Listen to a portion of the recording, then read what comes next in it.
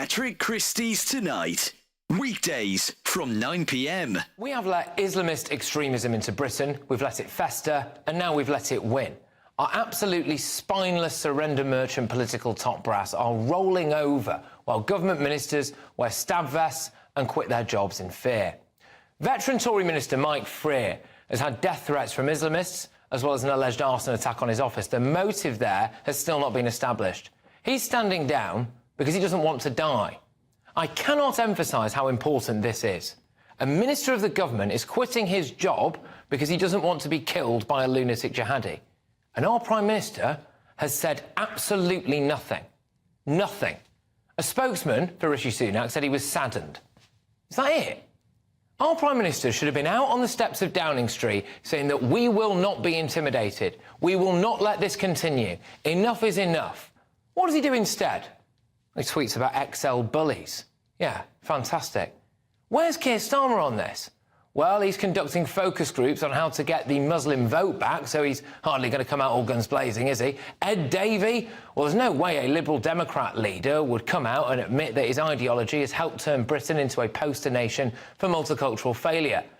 The police have let protesters, which include rabid anti-Semites, rampage around London every flipping Saturday for the last 3 months. And today, they are finally saying that they don't support some of the protests, which in the past have included a now banned terror group and people holding up anti-Jewish signs. They're saying, please don't march down Whitehall. All right, but will you do anything to stop them if they ignore you? I doubt it. I honestly cannot believe that we have sunk to the level where a serving minister stands down because of threats from extremists and our Prime Minister just doesn't feel the need to address it. Wake up to the headlines with Headliners every morning at 5 a.m. We treat you to the day's biggest stories before anyone else, 7 days a week. You can catch up on everything you need to know before you've even had your kippers. Headliners every morning at 5 a.m. only on GBNews, the People's Channel, Britain's news channel.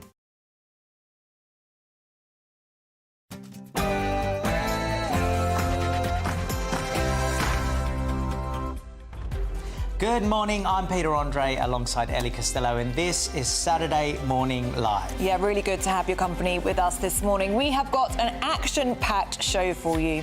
We'll have all of the day's top stories coming up with our panel, the author and broadcaster Nikki Hodgson and comedian Bruce Devlin, and one of the stars of TV hit show Hunted on where he thinks the Clapham chemical attacker could be. That's Peter Blexley. Now, we know that Brits like to queue, but surely this is ridiculous. You'll all have seen the viral video of the queues for the NHS in Bristol this week. So we'll be asking one of the country's top dentists if we're sleepwalking into a dental health crisis. We'll also be meeting this week's Greatest Britain, the wonderful woman behind the animal charity Curly Tails, which rescues unwanted pet piggies and gives them a safe and loving home. We can't wait for that, can we? We can't. And it's very exciting, as this week we're going to meet a very special guest, happens to be my wife, Dr. Emily. She's going to be here telling us all about her brand new book, fantastic book called Children's Mental Health, called Healthy Mind, Happy You.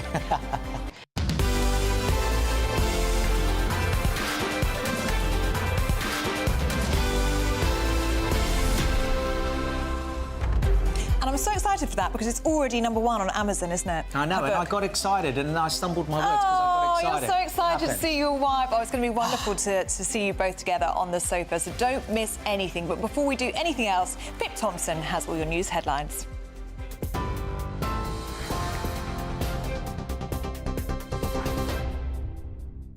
Good morning both, and good morning to you. It is almost 2 minutes past 10. I'm Pip Thompson in the GB Newsroom. The Prime Minister has vowed to reward hard work with tax cuts in an interview he's given to The Times.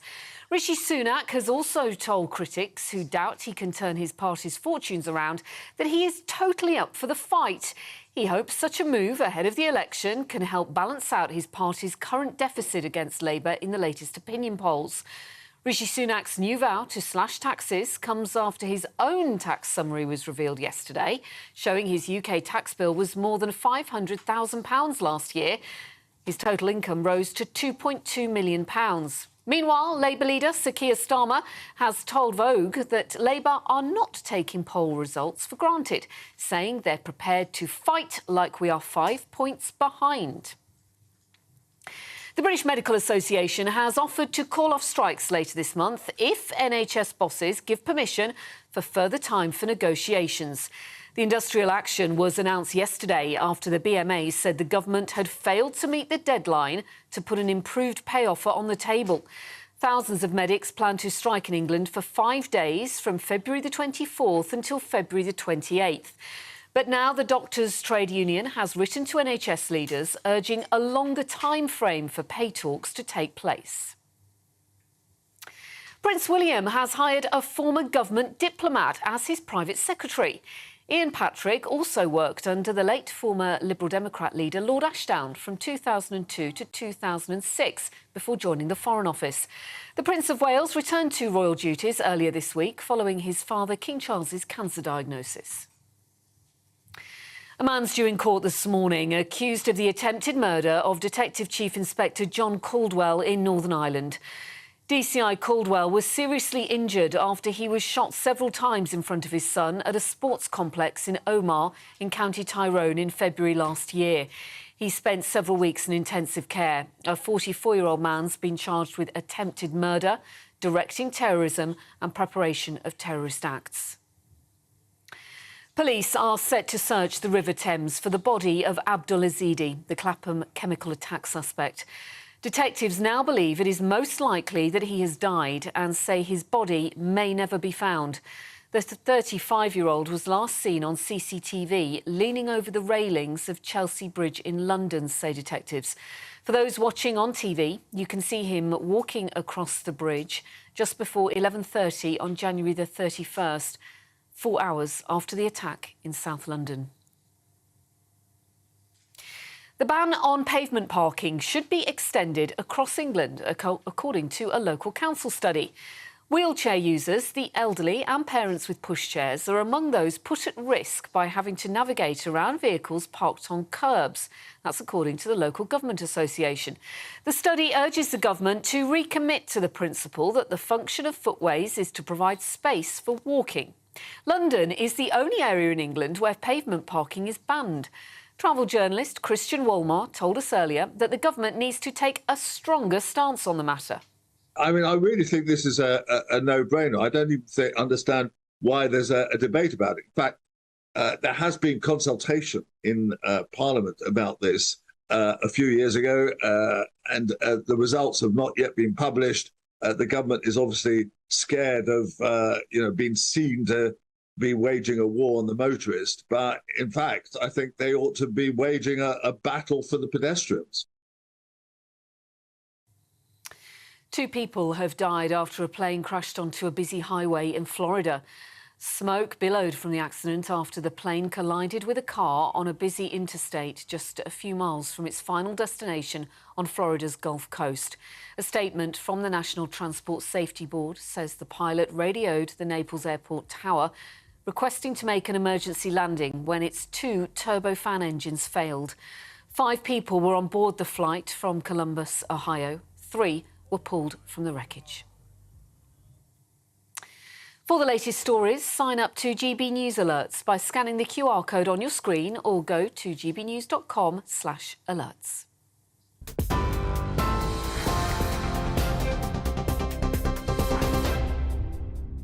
Thanks, Pip, and welcome to Saturday Morning Live. The time is 6 minutes past 10.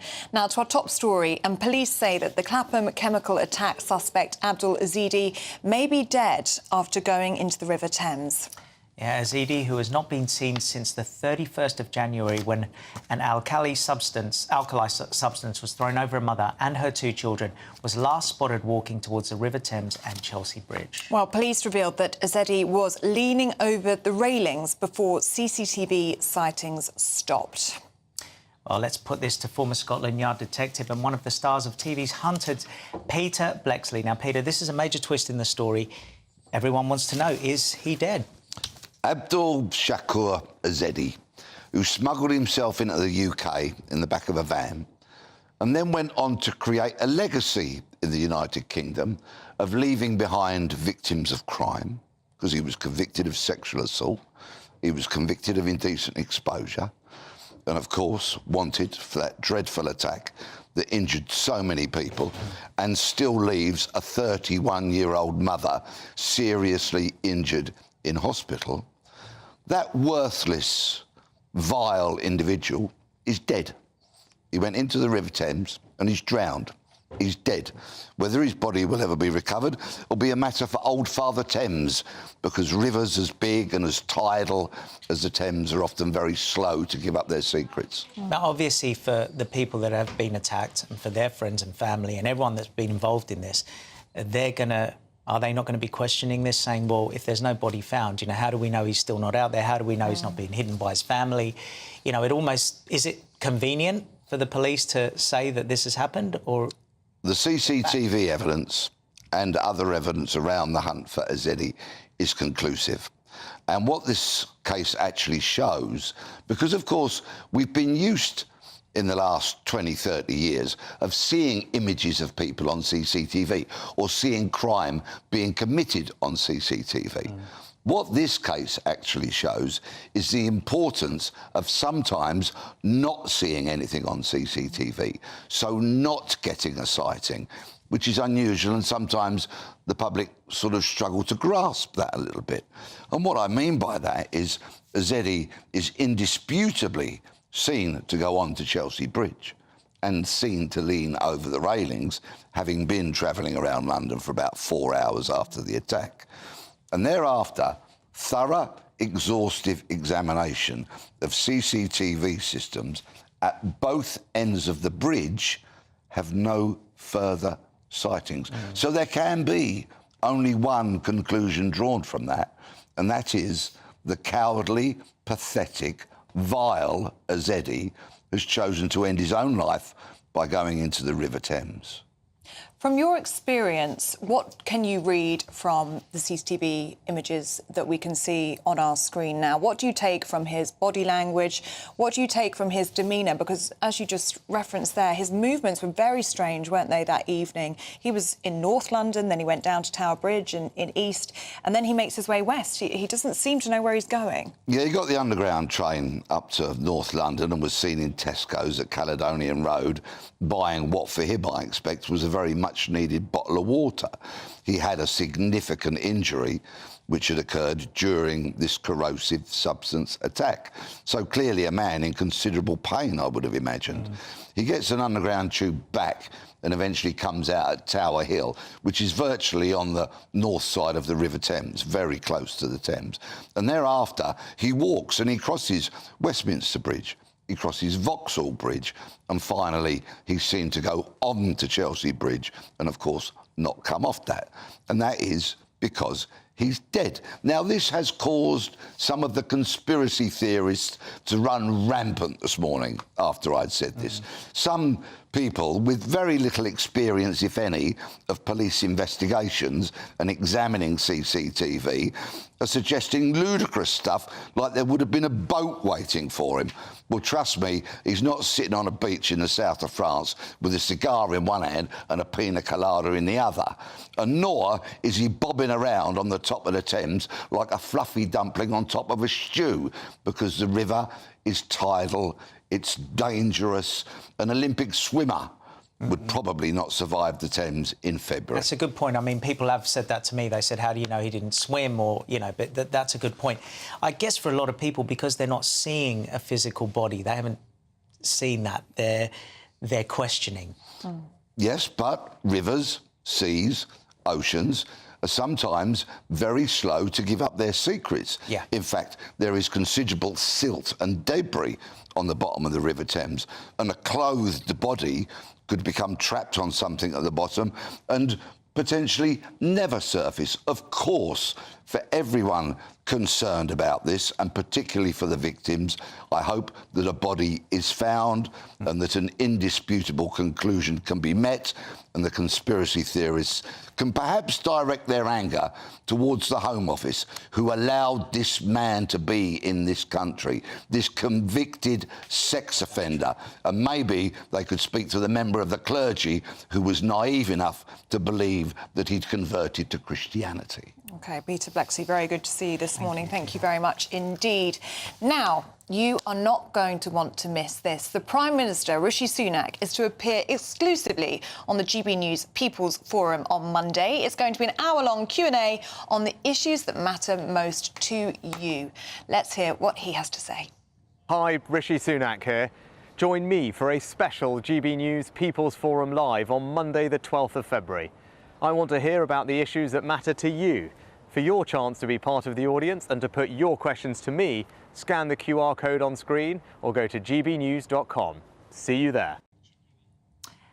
This Monday, the Prime Minister will take part in a special People's Forum live on GB News in the north-east of England. Yes, and if you want to be there, head to gbnews.com/PM to register your interest today, or you can scan the QR code on your screens now. Now, to look through the top stories of today, we are delighted to be joined by author and broadcaster Nikki Hodgson and the comedian Bruce Devlin. Really good to see you both this morning. Loads of huge stories out this week that we want to get into. Let's talk about Biden, shall we first? President Biden. Nikki, you're across this story, aren't you? This is all off the back of Special Counsel Robert Hur's report, which essentially described Biden as an elderly man with a poor memory. That's going to be pretty damaging, isn't it, really? It's Biden. pretty damning if you're an American president. I mean, you know, the problem is, in the West, we don't really value age. We don't value wisdom. And we don't value it in our politicians. We like young, fit people that have got lots of vigour and lots of energy. And, you know, Biden's competence has been in question for quite a while now. You know, he forgets quite basic things. He trips over stairs, etc., etc. So, yeah, of course, this is kind of this card being played. But, you know, obviously, the Republicans are going to love this because that just kind of gives them the argument that that's why Donald Trump is more fit for office. But I would just like to point out, do we all remember when Donald Trump confused the woman that successfully sued him for raping her with his ex-wife? I thought that was quite a big mistake too, and not the kind of incompetency that I would like to see in a leader. I mean, if you look at someone that's 80... How old is he? 81? Biden, 81, yes. Yeah, so I guess there's, for any 81-year-old, the pressure must be immense. Completely. And there's a lot to remember. Not saying that there isn't anything wrong, I'm just saying that that's a lot of pressure for an 81-year-old. Well, exactly. I mean, I'm 40 and I get my husband's names confused all the time, you know? I call it mum brain, but, you know, we all, as we get older, our short-term memory gets really, really poor. And I think you've got to expect some kind of degeneration, but the competency question is more important. How old he is actually doesn't matter, it's how fit for office he is. Yeah. Bruce, do you think he's fit for office? I'm not sure. I think he needs a rest. I do, honestly. I've said that before on other shows in here. I think he does need a rest. And I agree with you. It's a lot to deal with if you're not cognitively fit and the number is irrelevant, sort of thing. Do you think he wants a rest, though? Because he came back quite fiery. He actually held an impromptu press conference pretty much saying, I know what the hell I'm doing. He was quite defensive. Is he being worked from behind? Is it a Wizard of Oz type thing? We don't know. Where is Kamala? Where is Kamala? Yes. That's a really good question, Because there were such actually, high hopes for Kamala. Well, yeah. Unless she's just kind of hiding in the back, waiting for him to kind of move on and then she can step into the fore. I mean, I'm also waiting for Michelle Obama to be parachuted in. And possibly Kim Kardashian, although I think that's another term away. Oh, that would be good. Wouldn't it? Yeah. Or Kim versus Kanye. You could totally see that happen. Got to see that. I think that did happen. This would be round 2. But this is the question, is this really the best that the US can offer? We've got a 77-year-old facing a number of indictments, and then we've got an 81-year-old wanting a second term who put him at 85, 86. I mean, is that really the best that they can It's so put up? depressing. Where's the fresh blood? Where are the young upstarts? Where's the new JFK? You know, that's what America needs right now. They don't need old people, these old men that have got all these other issues that are detracting from their presidency going on. What was interesting was when he said in his interview, he said, you know, look what I've done for the country since I've been in office. And then, of course, that caused a lot of uproar from people saying, well, that's the whole point. You know, a lot of people were not happy with what he's done. A lot are, a lot aren't. So they're saying that wasn't a good thing to say when you're being asked about your No, it's a kind of human defence, isn't it? But it's not very tactical. Yeah. It's going to be a challenging re-election effort, I think, on that. Do let us know what you think. GBnews at gbnews.com. Is Biden too old to be in charge? Let us know what you think. Bruce, I want to get into this story with you, get your thoughts.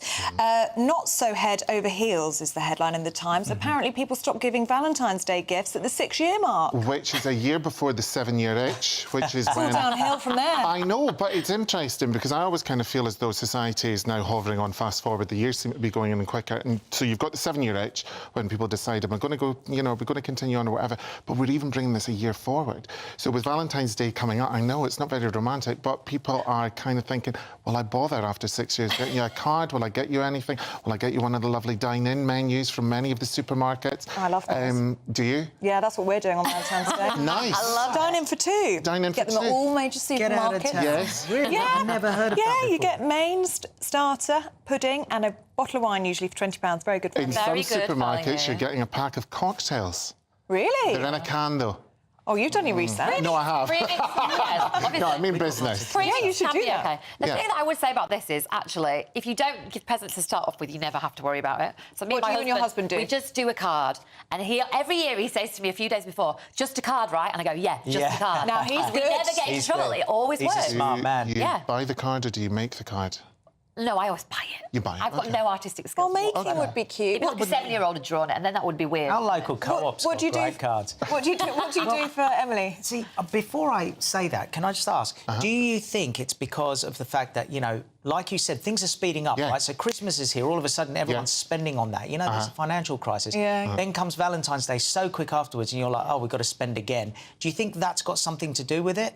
That financially it's becoming a bit of a problem for people? Well, I don't know. It depends. But it's like, how much do you participate in Christmas? You can set the boundaries of however much you want to spend. Not when you've got kids like I got. Okay, well, don't throw up the fact I can't have any of my own. But thank you. No, I'm joking. But no. But you can set parameters, can't you? And I think it's the same with Valentine's because you don't need to go for the top-end dine-in.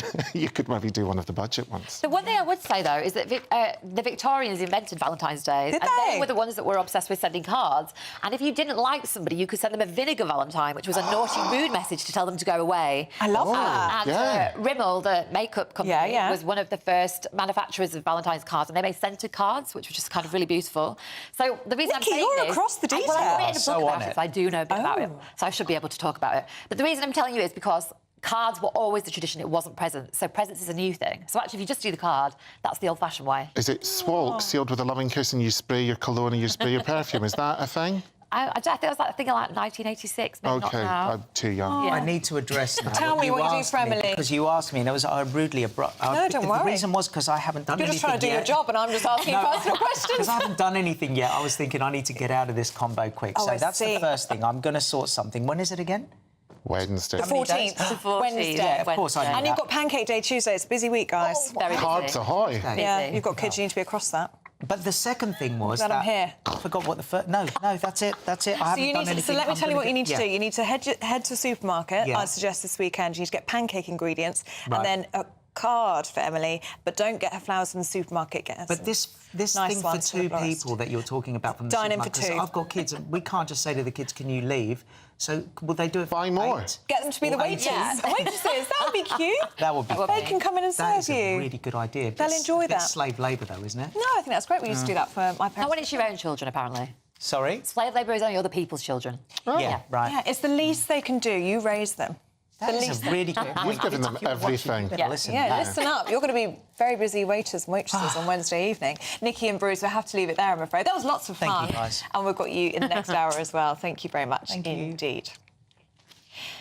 Now, lots more to come. Dentistry disasters this week. You've probably seen that viral video of the NHS queues in Bristol.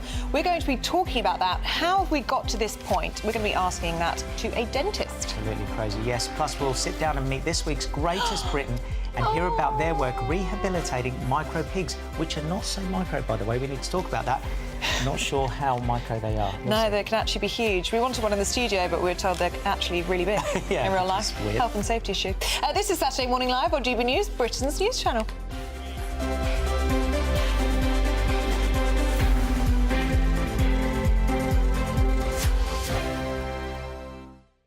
Now then, Lee Anderson here. Join me on GB News on my show, The Real World, every Friday at 7 p.m. I'm not eating bloody cat. Are you Delicious. mental? Open your mouth. OK, here comes a train. Reminds me of the scene in Singing in the Rain. Adam, is that a good one? Whoa! Join me at 7 on GB News, Britain's news channel.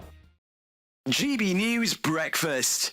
Every day from 6 a.m. Marnie says being sexy in business is entirely possible and maybe even better. Well, Marnie, this is something I say is true. I've had to live with this for quite a long time. And I think you can do both. Now, tell me, it's lovely to see you, first of all. Thank you for having me. In all your gorgeousness.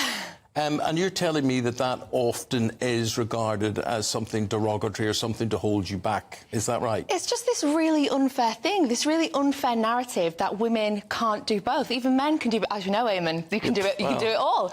And I just think, you know, women are so multifaceted. They can be mothers, they can be sexy, they can be businesswomen, they can be silly, they can be all these different dimensions.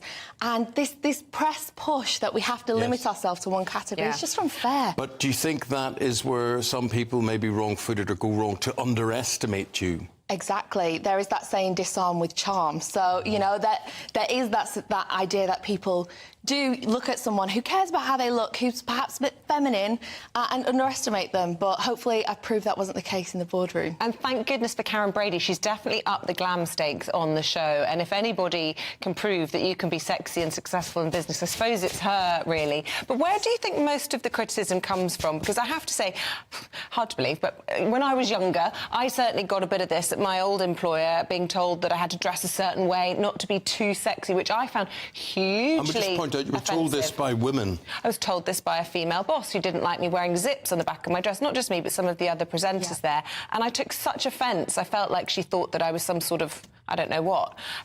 Do you take offence when people are criticising you, that, you know, in some way they think you're, I don't know? There's just no right answer. And as we said, I think Karen Brady is doing an excellent job at leading the charge that you can be glamorous and get the job done.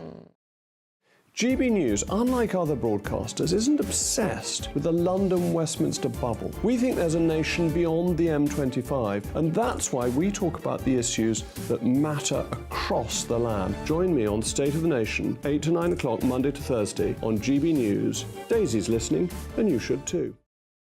Wake up to the headlines with headliners every morning at 5 a.m. We treat you to the day's biggest stories before anyone else, 7 days a week. You can catch up on everything you need to know before you've even had your kippers. Headliners every morning at 5 a.m, only on GB News, the People's Channel, Britain's news channel.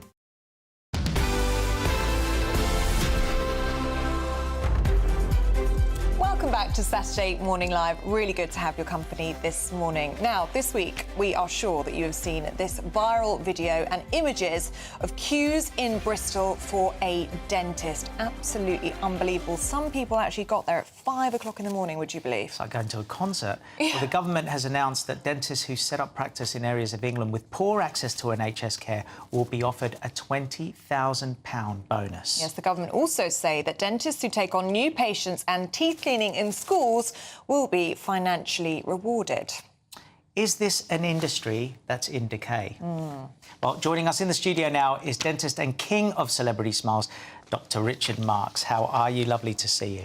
Yeah, really good to see you this morning. How have we got to this point where we have people in this country in 2024 queuing at 5 o'clock in the morning to join a dentist practice? Yeah, obviously it's pretty bad, and it's just been kind of steady decline really since 2006 when they changed the dental contract, and there's been a real cut in funding for dentistry. So now that's why we're calling on the government to kind of fund dentistry properly, increase the number of dentists, increase the number of dental practices, you know, in cities and in rural areas. Yeah, especially NHS care, obviously. Yeah, I mean, obviously this has now led to people doing DIY dentistry, which of course is not pleasant and not safe. I mean, have you seen the cases of this rise? Yeah, so people use household tools to actually do things, like pliers to trying to take their own teeth out. Because the pain is unbearable. Pain is unbearable. There's nothing like toothache, though, is there? No, they say because it's nearer your head, you know, it's nearer your neural centre, your central nervous system. Toothache, earache, toothache is one of the worst, you know. You can see why people, very sadly, get desperate, can't you, and turn to those drastic measures because they can't get into a dental practice. And if you're in that much pain, I assume you would do anything, wouldn't you, to try and fix it? Yeah, and then also, like, people end up going to the hospital in A&E, which then clogs up the hospital system as well. In the hospitals, they don't have the dental tools to actually fix it. One of the dangerous things is if you get dental infection, it can press on the airway or even track towards the eye. So there's some really dangerous parts, and sepsis in the blood, you know, there's really dangerous parts of dentistry which people don't realise, apart from not being able to eat or smile. So you don't want to risk it. When people go overseas and they get things done and then they come back and then they have to get things fixed, is that becoming a similar problem but by people doing it themselves now? Yeah, well, people are going overseas and then the dentists who have to take over the care haven't obviously done the original treatment, so they don't know what's underneath all of this work. Obviously, a lot of people have big white smiles and veneers and implants and turkey teeth. It can cause a lot of problems. Turkey teeth, aren't we? We certainly are. Look, I wanted to ask you about what you think about this golden handshake idea from the Conservatives at the moment. It's a £20,000 bonus being offered to dentists if they move to a rural area where perhaps there isn't a dental practice, and also the idea of paying, I think it's £50 a patient if you see a patient that hasn't been seen in a certain number of years. What do you think about this? Because the Labour Party have said this is just a sticking plaster policy. You can't just throw money at the situation. Do you think this is a good place to start, or do you want to see something else? Well, something is better than nothing, and at least we've got some intention on dentistry now. You know, it's been kind of left out, and lots of people, obviously, it's part of the health system. Lots of people talking about doctors and the medical system, which is really important, but dentistry also needs to be highlighted as a really important part of health. So anything they can do to help is good, but there needs to be a lot more. They're right, it is a sticking plaster. It's not enough, and they do need to fund it properly and really draw attention and ring-fence some budget for dentistry. And your father was an NHS dentist? He was an NHS dentist all of his life, and, you know, the system changed around 2006, and it was a lot better before that. You know, he treated thousands and thousands of patients successfully, and, you know, I also did a lot of NHS dentistry. I worked with him for a bit, you know, and it is enjoyable because you're helping people out, you know. Does it make you despair now for your industry? When it's in your blood, isn't it? Your dad's done it, you've done it, you're obviously clearly passionate about it, and then you see people queuing like that, like the scenes we've seen in Bristol this week. It must make you just so worried about the future of your industry. Yeah. And the challenges of it. Definitely, and it's hard to see people, like, left behind, people in pain, you know. Dentists, we really do want to help people. We want to fix their teeth. We want to get them out of pain. Like, to see people queuing, you know, with troubles in their mouth, not knowing when they'll get it sorted is really, really hard. Now, you obviously have a killer smile. Thank you. Which is you very handy. really do. So you would have, let's say, treated a lot of people in the celebrity world. You're very humble, I can tell that, so you might not want to divulge, but if you can, tell us some of the big names that you've worked with. Yeah, so some of the patients I've done, which are publicly talking about, Rita Ora, one of my regular patients, and Rylan, of course, famous who became one of the big smiles, Joey Essex, and many other people, you know, obviously quite a few Love Islanders. Now, obviously, forget Ellie, she's got perfect teeth. So oh, no, I would like my teeth too. I was in America, this is a true story, years ago, and a dentist had turned around and said to me, oh, you need to get your teeth done. And if you do it now, I'll give you a discount of $70,000 they wanted. And I said, well, what's wrong with my teeth, right? Wow. And You've got good teeth. apparently he made me bite into something and showed all the imperfections, but sometimes imperfections are good, right? That's right. That's what I tell myself anyway. There's a difference between the American, obviously, like Hollywood, they want the perfect smile. I think British people, you know, more character in the teeth, and we value a natural smile a little bit more. I'll keep them a bit longer. Yeah, exactly. Keep your own teeth. Dr. Richard Marks, really good to see you this morning. Thank you so much for your time. Now, don't go anywhere. Lots more to come. But up next, we'll be looking at all this week's showbiz, and we'll be meeting our greatest Britain. You'll like this one, won't you? Looking forward to it. Yeah, this is Saturday Morning Live on GB News, Britain's news channel.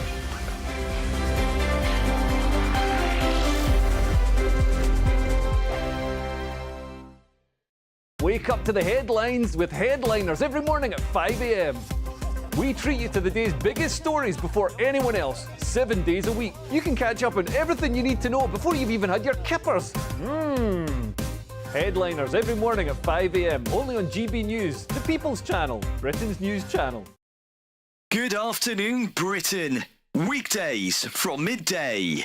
Chris, what is the preferred way in which the police go about their business at the moment? There's these two strands of thinking: evidence-based policing versus bobbies on the beat. It's very, very difficult. The problem that police have got, basically, is that they're too thinly spread, and it's too much is expected of them. There's a long list, isn't it? Every month we hear police need to do more about this, police need to do more about that, and police do their best. They're overwhelmed with bureaucracy. I mean, when I was a young PC, if I took a shoplifter in, then I'd be in and out within an hour. You take a shoplifter in now, and you're doomed for the rest of your shift for 6 or 7 hours dealing with the bureaucracy. Police want to get back in those communities because community policing is really the core of policing.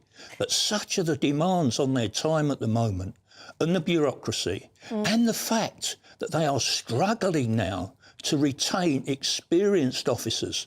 People are hemorrhaging out of the police, and new recruits coming in haven't got that experience, and there's a good chance they may not stay anyway. So there's all sorts of problems. And for the Home Secretary to glibly say he wants more done, frankly, clearly shows he's got no understanding of the pressure police are under, and of course the constant criticism that they face across the board. Very rarely do you actually hear of police officers getting praised for acts of bravery or acts of compassion. So there's a problem with morale in the police force, and it's clearly a problem with the Home Secretary, who needs to get out there and talk to officers on the front line who frankly are struggling. And last night, of course, was a graphic example. Every Sunday from 11, join Michael Portillo. There will be topical discussion, looking at the week before and the week to come. So kick back and relax at 11 a.m. on Sundays on GB News with me, Michael Portillo. GB News, the People's Channel, Britain's news channel. When the news happens, it happens here. And really important breaking news. Breaking news this morning. On TV, radio and online, the news starts here on Britain's Newsroom. All the biggest stories and the answers that you need from across the UK and beyond. Join Britain's Newsroom from 9:30 on GB News. The People's Channel, Britain's news channel.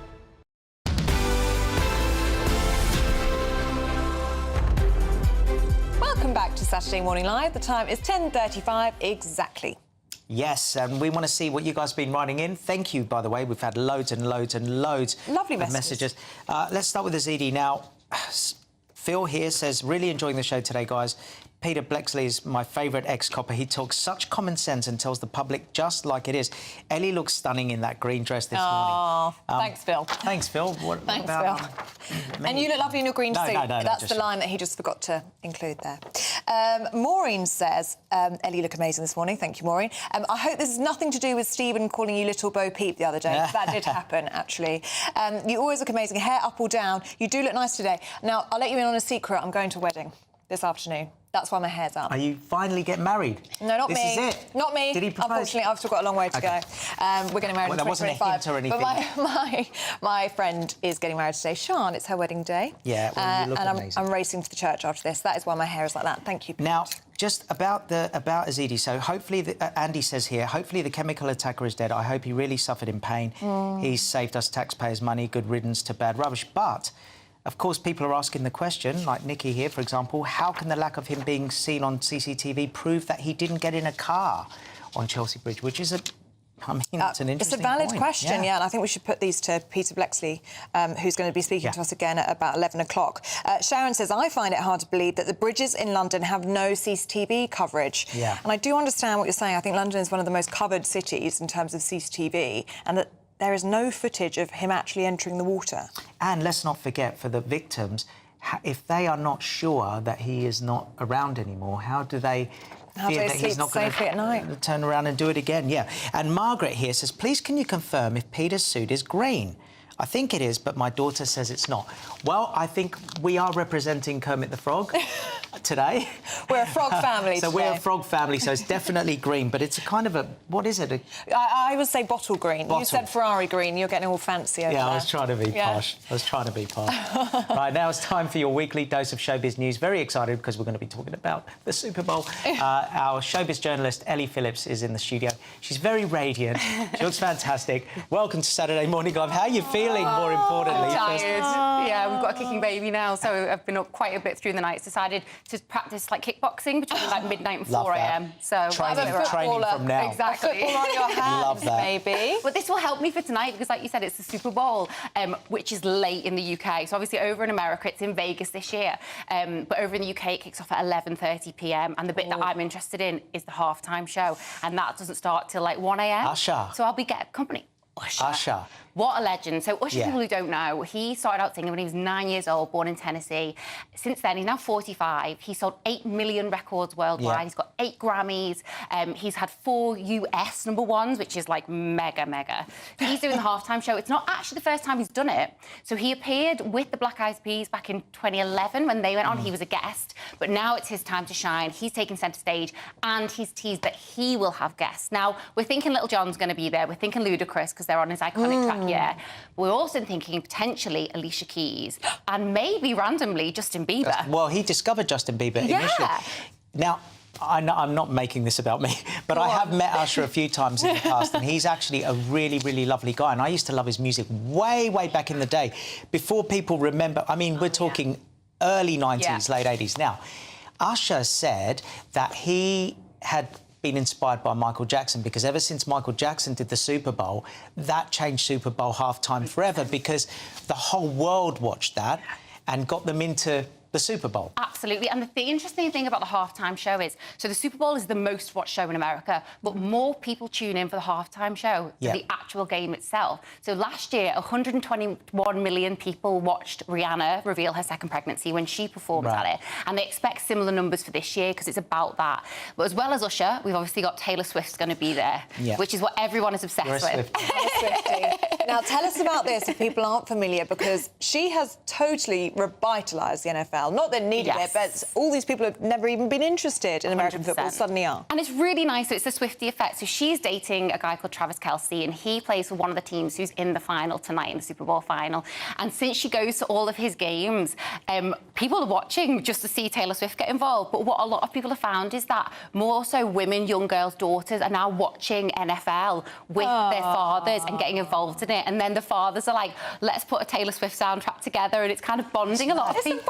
How has she made it so? What has it been about Taylor Swift? Because it seems to be really recent here that she's becoming. She's got like this cult-like following. Following. What happened? Massive cult I think it's following. the tour. I think the tour has been so massive, and my kids obviously love her. dating Travis Kelce. I love her as well. We've got that in common. My little ones. But there's a big drama with that because she's playing his show in Tokyo, isn't she? Yeah. And it's going to be this mad dash to Vegas. I think they've got time because I think a government put out like, we've looked into it and yes, she can get there. So there's a big hoo-ha, like, will she make it? But I'm she gets certain it swiftly. she'll be there. Oh, very no, good. he didn't. He didn't. Look, we need to ask you about the Vogue cover that has gone super viral. I can't stop thinking about this Vogue cover. So iconic. It is. You just look at these faces. There's 40 faces, isn't 40 faces. So Edward Enningful, who is the current, well, he's just about to leave as editor of British Vogue after 7 years.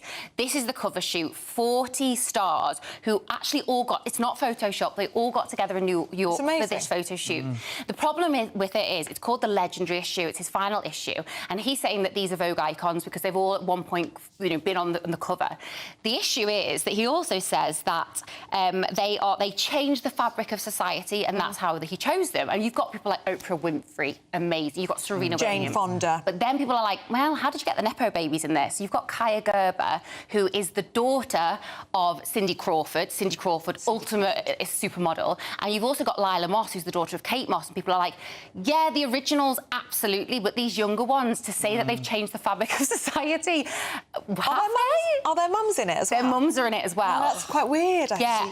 I know, but they look. I mean, look at They them. look You great. can tell that they are going to be. But they haven't changed the fabric of society. Yeah, OK. You know, whereas Fair I think enough, some of fair the enough. others, like Jane Fonda's in there, you know. OK, I'll tell you who isn't in there that should have been in there. Madonna. She wrote Vogue. Yeah, true. This is very true, but I don't think she was on one of his covers, which is what he selected them from originally. So we'll give him a pass for that one. But people are like, oh, you know what? There were so many other people he could have chosen. It's just one of those things. Yeah, but the logistics of that shoot are absolutely incredible. And they all paid for it themselves. Did they? All 40 of them, at their own expense, flew to New York and were at that photo shoot, which is the thing why there's a slight lack of cohesion, because you have, like, Oprah in a suit looking slick, and then you've got Maya Jama in her underwear. Oh. So it's like... So what's going on here? You got told black or white, but you weren't specific enough. It's an amazing cover, though. I couldn't stop looking at it. Let's have a quick look, shall we, at Christian Horner. Fill us in and what's happening So there. Christian Horner is the team principal of Red Bull's racing cars, so Formula One. He's also the husband of Jerry Halliwell, the Spice Girl. Now, he has been accused of improper conduct by someone he works with. Red Bull are now investigating it, and they've brought in an outside barrister to interview him about this. And yesterday he met with them in secret somewhere, and we don't know where it happened, to find out what's going on. It's been very hush-hush. No one really knows a lot about what's been going on behind the scenes, but a source said that it's to do with controlling behaviour of a female colleague. Jerry Horner is said to be absolutely devastated by this, and, of course, Christian Horner completely refutes all the allegations and said this is absolute nonsense. I think it's a bit unfair when people are, you know, they're just accused of something and then they're in the public eye for being accused of it, when, you know, you don't know if they've done it or they haven't. Exactly, so. and it's difficult with someone like him, because if you ever watch Formula One, oddly I do, my husband's really into it, you see them talk and there's a lot of interaction. You can see how the kind of the leaders are quite aggressive and they get into it. So it's a tough one, this, but I guess we'll find out you know, what happens in time. It will come out. Thank you so much, Ellie. Thank really you. good to see you. And congratulations again. When are you due? June. Oh, ages to summer go. baby. Ages. Summer baby. You look amazing. It suits you. you're You're glowing, absolutely glowing. We're obsessed now. I keep touching your body. Anyway, don't go anywhere. Next, we're going to meet our greatest Briton of the week. It's British Citizen Award winner Jane Scott, and she joins us in the studio. We're going to be meeting her next. Yeah, find out why she's hogging the limelight there. They're coming. Very good. Thick and fast. This is Saturday Morning Live on GB News, Britain's news channel. Love that. 2024, a battleground year. The year the nation decides. As the parties gear up their campaigns for the next general election. Who will be left standing when the British people make one of the biggest decisions of their lives? Who will rise? And who will fall? Let's find out together. For every moment, the highs, the lows, the twists and turns. We'll be with you for every step of this journey. In 2024, GB News is Britain's election channel.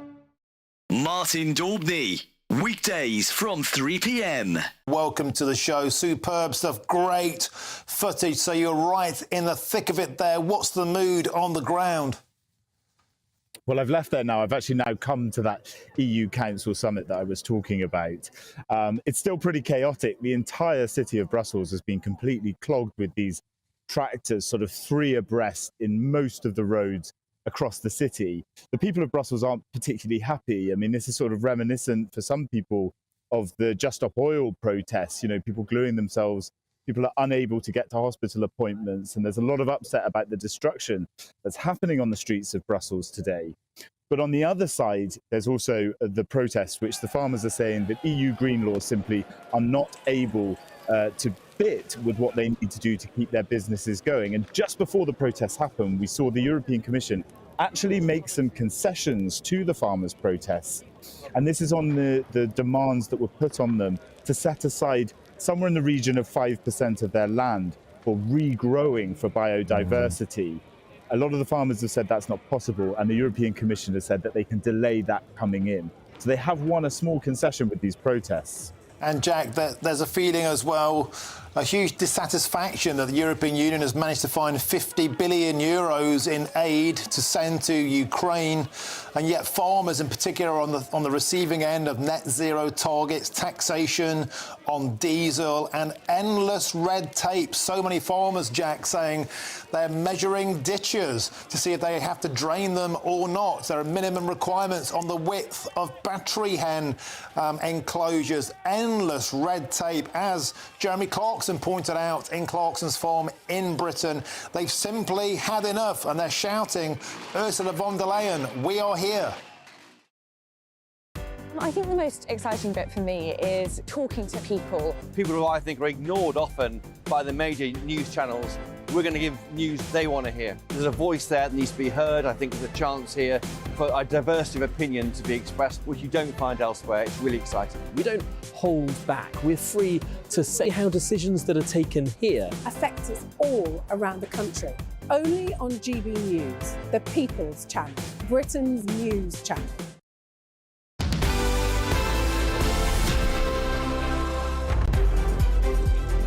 Now, on this show, we're all about spreading news of amazing people who do amazing things. But before we go there, I just want to say and confirm that when we had our showbiz... I'm scared. Showbiz reporter here, Ellie Phillips, and she was on. You did say we've all been feeling your bump. I want to make sure it was bumper that we've been feeling. Yes. Because bumper. You know what I mean? Yes. We don't want to be accused that. No, we don't want any accusations flying around here. It was bumps we were feeling, and that's all. Anyway, going back to our greatest Britain, this week we are going to be talking to Jane Scott, who's done something amazing. Yes, in 2016, Jane founded the charity Curly Tails when she started rescuing unwanted pet pigs and rehabilitating neglected or abandoned micro pigs. Her sanctuary in Buckinghamshire takes in these animals and rehabilitates them socially, emotionally and, where needed, physically. If the pigs can't be rehomed, then they stay at the farm for the rest of their natural lives in a safe, tranquil and caring environment. Oh, well, we're delighted to be joined in the studio now by the founder of Curly Tails, Jane Scott. Hi, Jane. Morning, Jane. Morning. And you are wearing your British Citizen Award now. Congratulations. Thank you. How did it feel to win it? It's absolutely wonderful, and I suppose it's made better by the fact of being recognised for doing something that I love doing and is life-changing for lots of people, which is just wonderful. And how did this start? How did you create a pig sanctuary? Originally I worked in television, funnily enough. Oh, did you? And I had my husband bought me my own 4 pet pigs about 15 years ago, so while I was still working. And we rescued 6 pigs by chance from a lady that was desperate to find a home for them. Otherwise, they would probably have just been put to sleep. So we took the 6 pigs, did lots of research and realised that there are no pig sanctuaries around, and these animals are hugely popular as pets, but they need the right environment to live in. And that's how Curly Tails was born. So it started in March 2016 and has just gone from there. It's absolutely wonderful. OK, so let's talk about micro pigs, because obviously most children, including my own, my youngest, all wanted a micro pig. It was this thing that everyone was talking about, not realising that they actually grow to full size. Yeah. There is such a thing as a micro pig, but they're not as small as the name suggests. So micro really is only a comparison to the large breeds. So I think you saw a photo of me with Humphrey. Is this Humphrey who's on the screen now? That's Walter. Oh. And actually he's quite a large boy. Humphrey is Humphrey the huge one that looks like a horse? Yes. So he is a large breed. And he was actually bought by someone that lived in a flat when he was 8 weeks old. So he was a dinky little... So he's a micro He's pig? not a micro pig. He is a large Obviously, breed pig.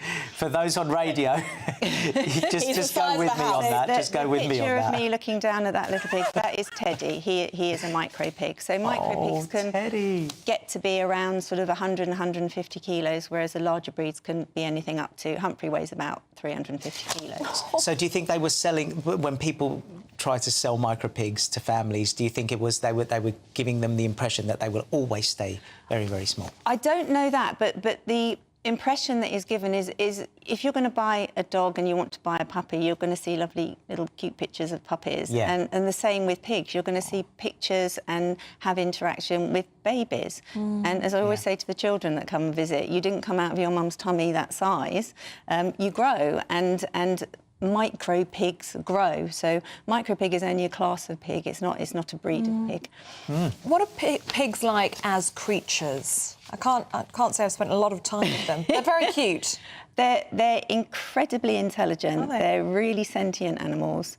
And all the research that has been done suggests that they're as intelligent as a 3-year-old child.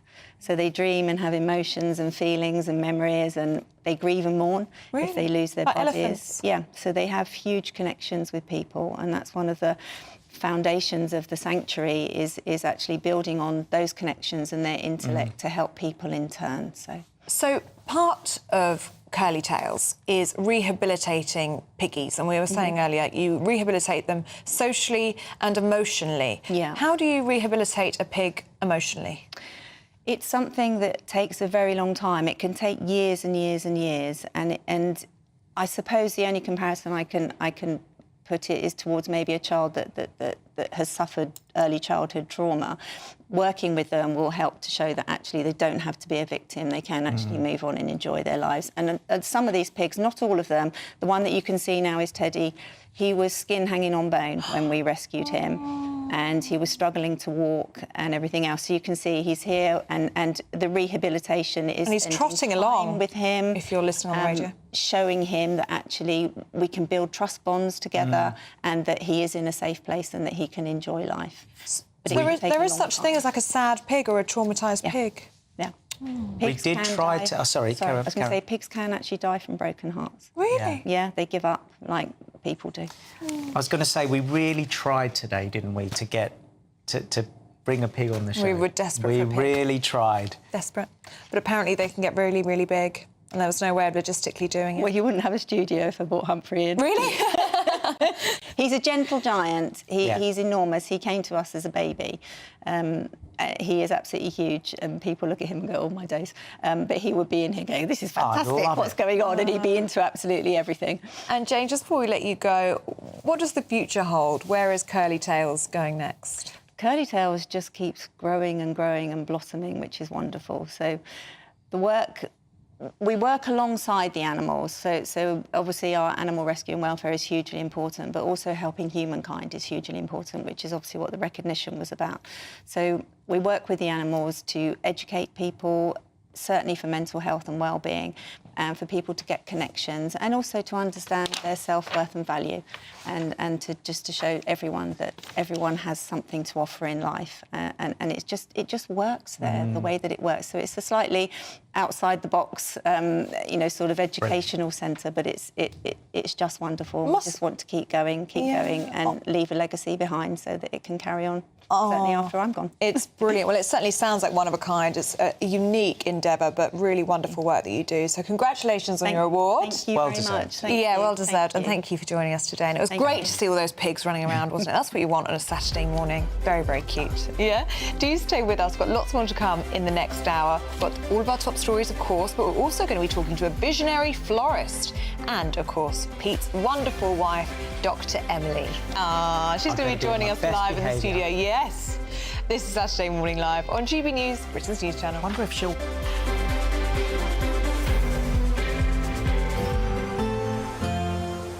Looks like things are heating up. Boxed boilers, sponsors of weather on GB News. Hello, very good morning to you. It's Aidan McKibben here from the Met Office with the GB News forecast. It's a cold start out there in Scotland, but it is turning milder from the south this weekend. A mix of rain, showers and some sunny spells. Some sunshine to begin the day across England and Wales, but frequent showers returning into Wales and the southwest by the afternoon, staying drier further east. Meanwhile, Scotland and Northern Ireland's dark cloudy, but some sunshine returns to Northern Ireland and southern Scotland, whilst the rain and hill snow continues to drive in across northeast Scotland, mostly turning back to rain by the end of the day. Feeling cold here, much milder elsewhere, back in the double figures widely away from central and northern Scotland. And that rain continues to drive into northeast Scotland during Saturday night. Snow confined to the tops of the mountains. Otherwise, for much of the UK, it's a blustery night with further showers or longer spells of rain moving in from the west. A lot of cloud cover, and as a result, for most, it is frost-free. Temperatures staying in the mid to high single figures in many places.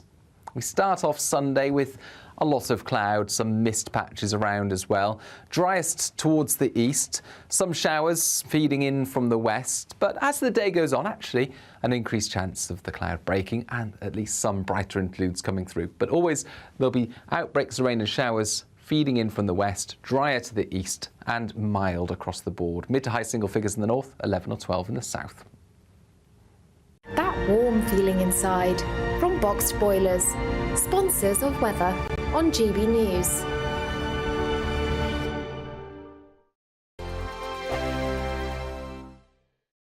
Every Sunday from 11, join Michael Portillo. There'll be topical discussion, looking at the week before and the week to come. So kick back and relax at 11 a.m. on Sundays on GB News with me, Michael Portillo. GB News, the People's Channel, Britain's news channel.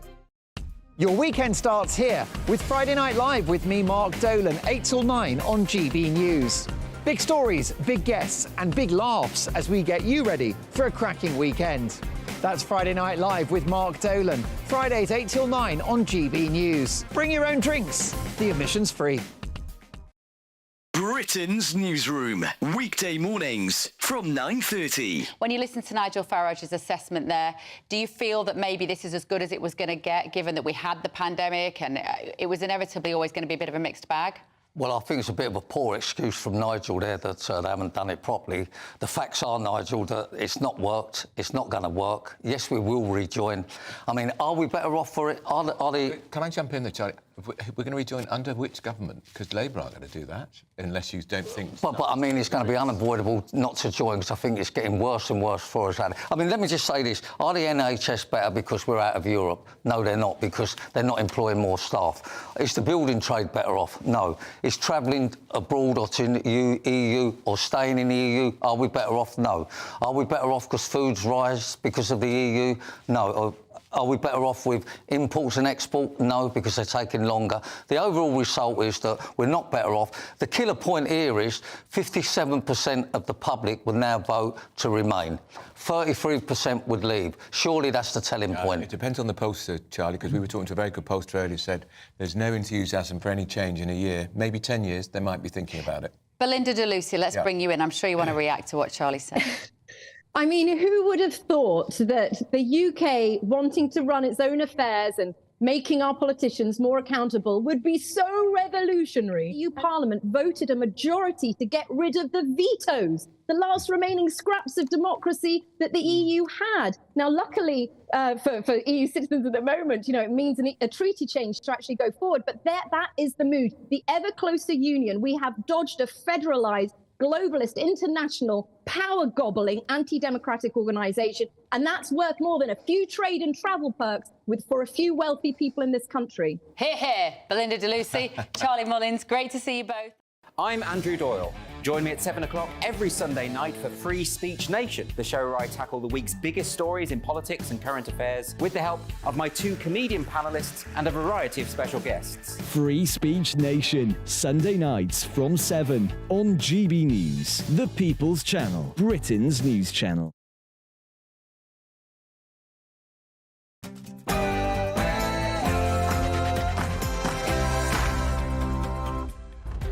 Good morning, I'm Peter Andre alongside Ellie Costello, and this is Saturday Morning Live. It certainly is. It's really good to have your company this morning. We have got an action-packed second hour for you, so don't go anywhere. We'll, of course, have all of this morning's top stories coming up with our panel, author and broadcaster Nicky Hodgson and comedian Bruce Devlin, and one of Hunted's top stars on where he thinks the Clapham chemical attacker could be, Peter Bleksley. Yeah, we love Peter. We'll also be sitting down with the incredibly inspiring woman who, whilst battling 3 cancer diagnoses, has written over 30 children's books, and how to share the devastating news with younger people. And are you ready for Valentine's Day? When is it, Peter? Wednesday. It's on Valentine's Day. You need to remember that. With the celebration just around the corner, we're going to be joined by legendary florist Amy Bone to see what you can do at home, even there's apparently a shortage of roses. She's going to tell us how to get around that. And it's very exciting this week as we're going to meet a very special guest. She happens to be my wife, the wonderful Dr. Emily. She's going to be joining us talking about her brand new book on children's mental health. She's a beauty. Oh, she is.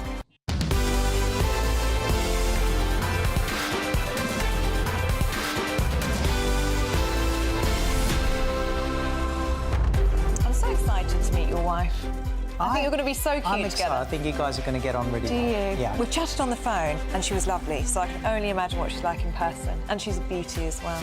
Oh, you're so nice. Right. Shall we get on with the show? Yeah, should we do some work? I'm nervous now, but before we do anything else, Pip has all your news headlines. Here's Pip. She's going to be lovely and you're going to love her, I'm telling you.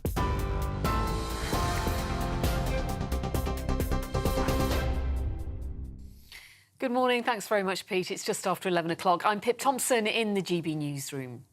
Police have begun searching the River Thames for chemical attack suspect Abdul Azidi. A police boat has been circling between Vauxhall and Chelsea bridges this morning. The 35-year-old was last seen on CCTV leaning over the railings of Chelsea Bridge in London. For those watching on TV, you can see him walking across that bridge just before 11:30 p.m. on January the 31st, 4 hours after the attack in South London. Detectives now believe it is most likely he's died and say his body may never be found. A man's due in court today, accused of the attempted murder of Detective Chief Inspector John Caldwell in Northern Ireland. DCI Caldwell was seriously injured after he was shot several times in front of his son at a sports complex in Omagh, County Tyrone in February last year.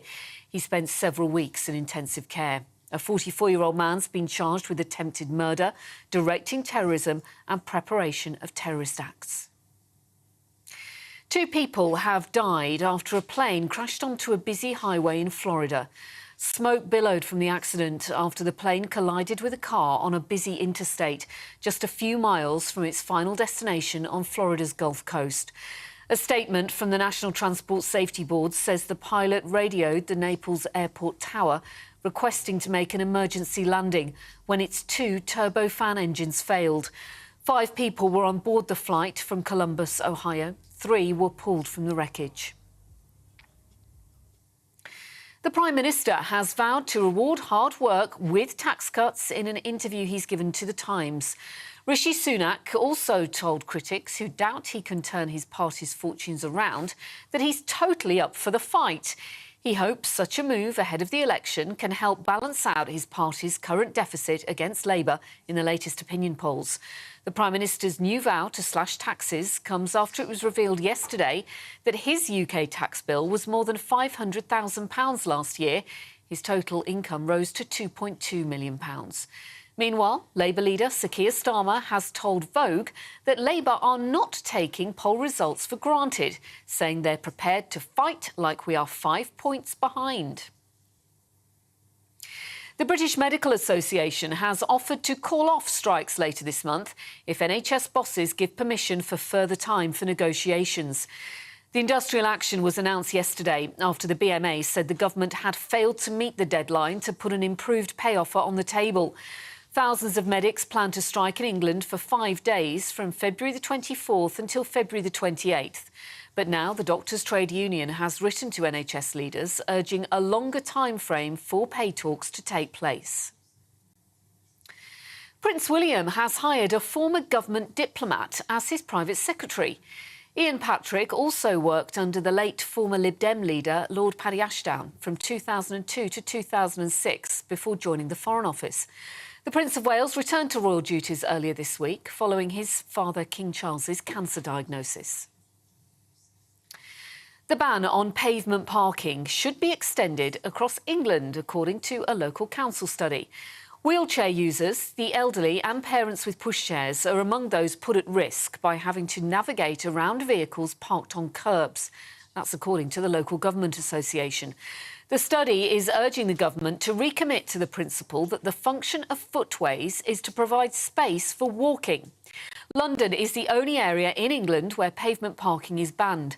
Travel journalist Christian Woolmer told us earlier that the government needs to take a stronger stance on the matter.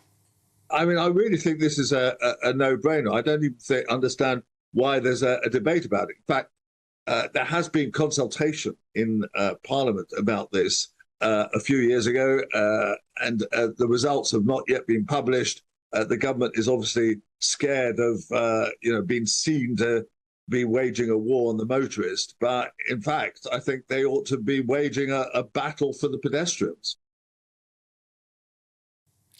Elton John fans, listen up, because I think you're going to be ready for loving this story. I know, that's terrible. Because nearly 1,000 items from his former home in Atlanta are up for sale in New York. Now, maybe you've always dreamed of playing your song on the music legend's Yamaha grand piano, or perhaps climbing into his 1990 Bentley two-door convertible, or getting your hands on his stage costumes and platform boots.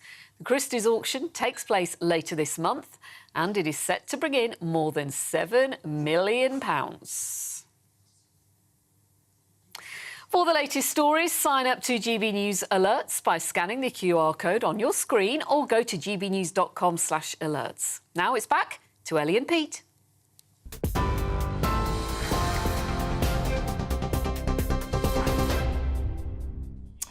Thanks, Pip. Now, we're really excited to be joined by our special guests at the end of the show today. We'll talk about that in a minute. We've had some lovely, lovely messages from you all, so I just wanted to go through them, if that's OK.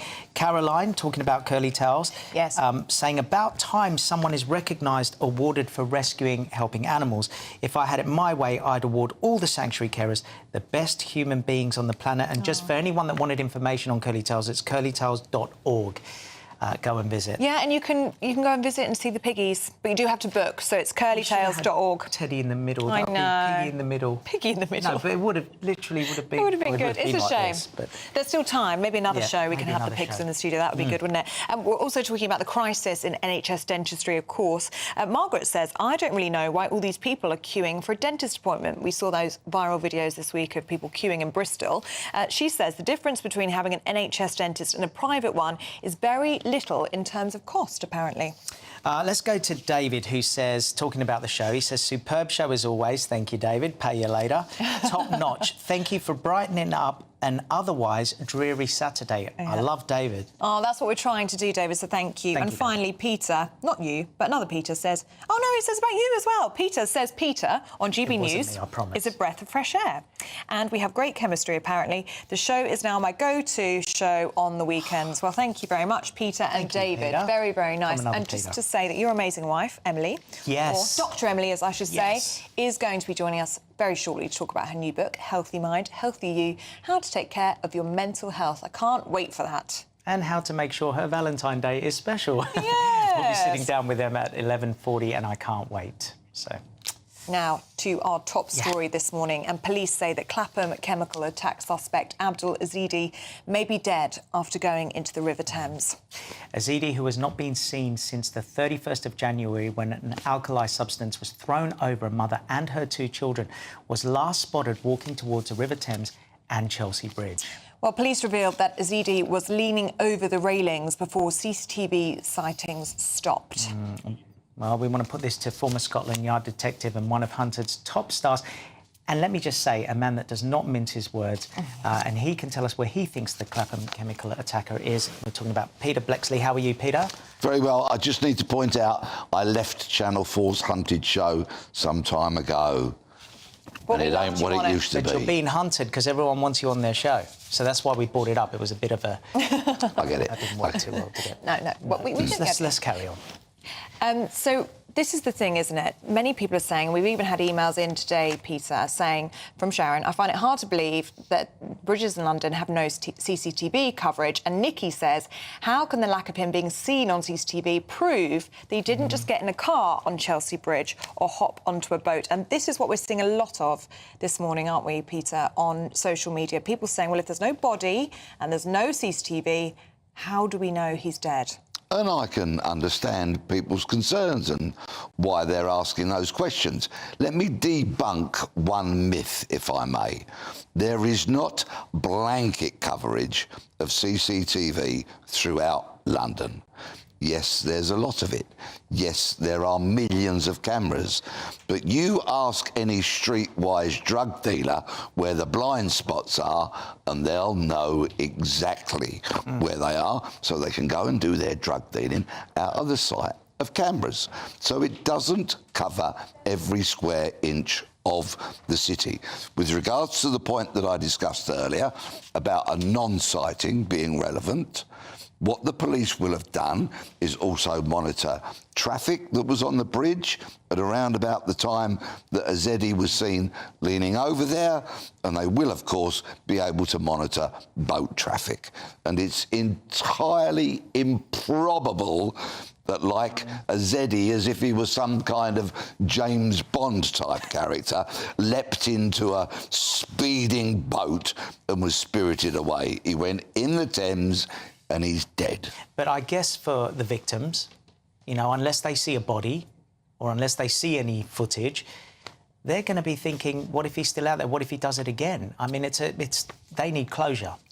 They do, and so I do hope a body surfaces. There is a distinct possibility that it won't, but I hope it does.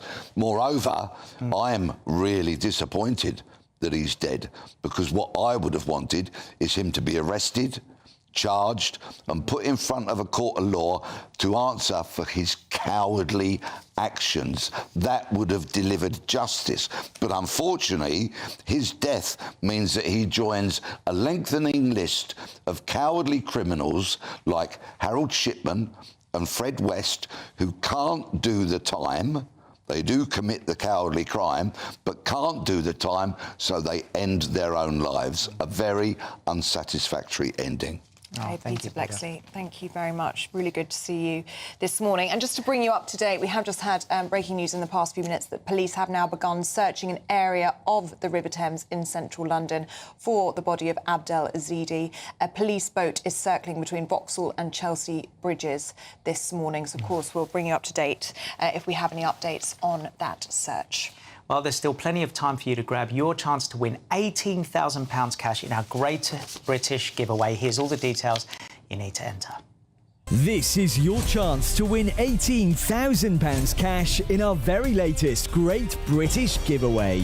Cash to spend on anything you like. That's like having an extra £1,500 in your bank account each month for a whole year. What would you use that for? Well, congratulations, you've won £10,000. Oh my God, that's unbelievable. That's brilliant news.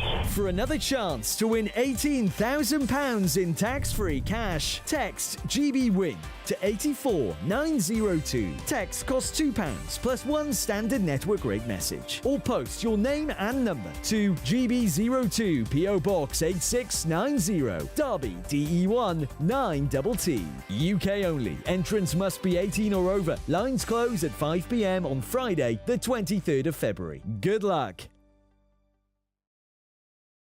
Oh dear, we're laughing already, aren't we? We're delighted to be joined by our panel this morning, author and broadcaster Nikki Hodgson and the comedian Bruce Devlin. And I'll tell you why we're laughing. It's the front page of the Daily Star, Bruce. It's irresistible slapheads.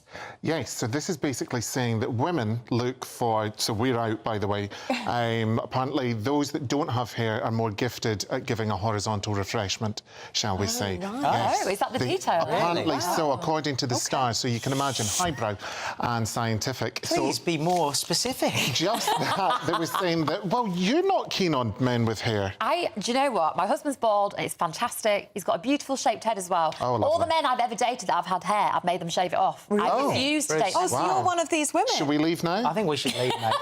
Or you're safe. It's the other way of Jason's putting it. on the screen.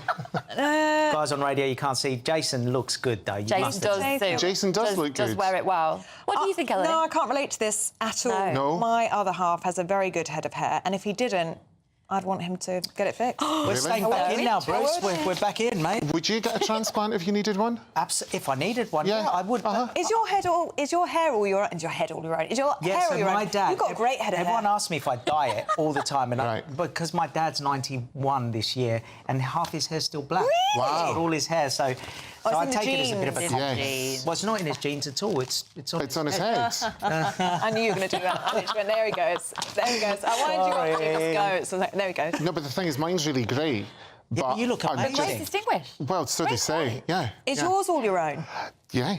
Oh, you two got great hair. Would you have a transplant if you needed? Yeah, because I think the thing is, if you grow up and you have hair, and then you get halfway through your life, and then you're looking at something that's different. So yeah, I think it's the same with women and hair extensions and all that kind of thing. I mean, Yeah, maybe. Nikki, if I looked like Jason Statham, I might not want to get a transplant if I lost my hair. Well, no, but this is the problem, right? Some people do really suit a bald head and some people don't. And unfortunately, you don't get to choose which category you're in.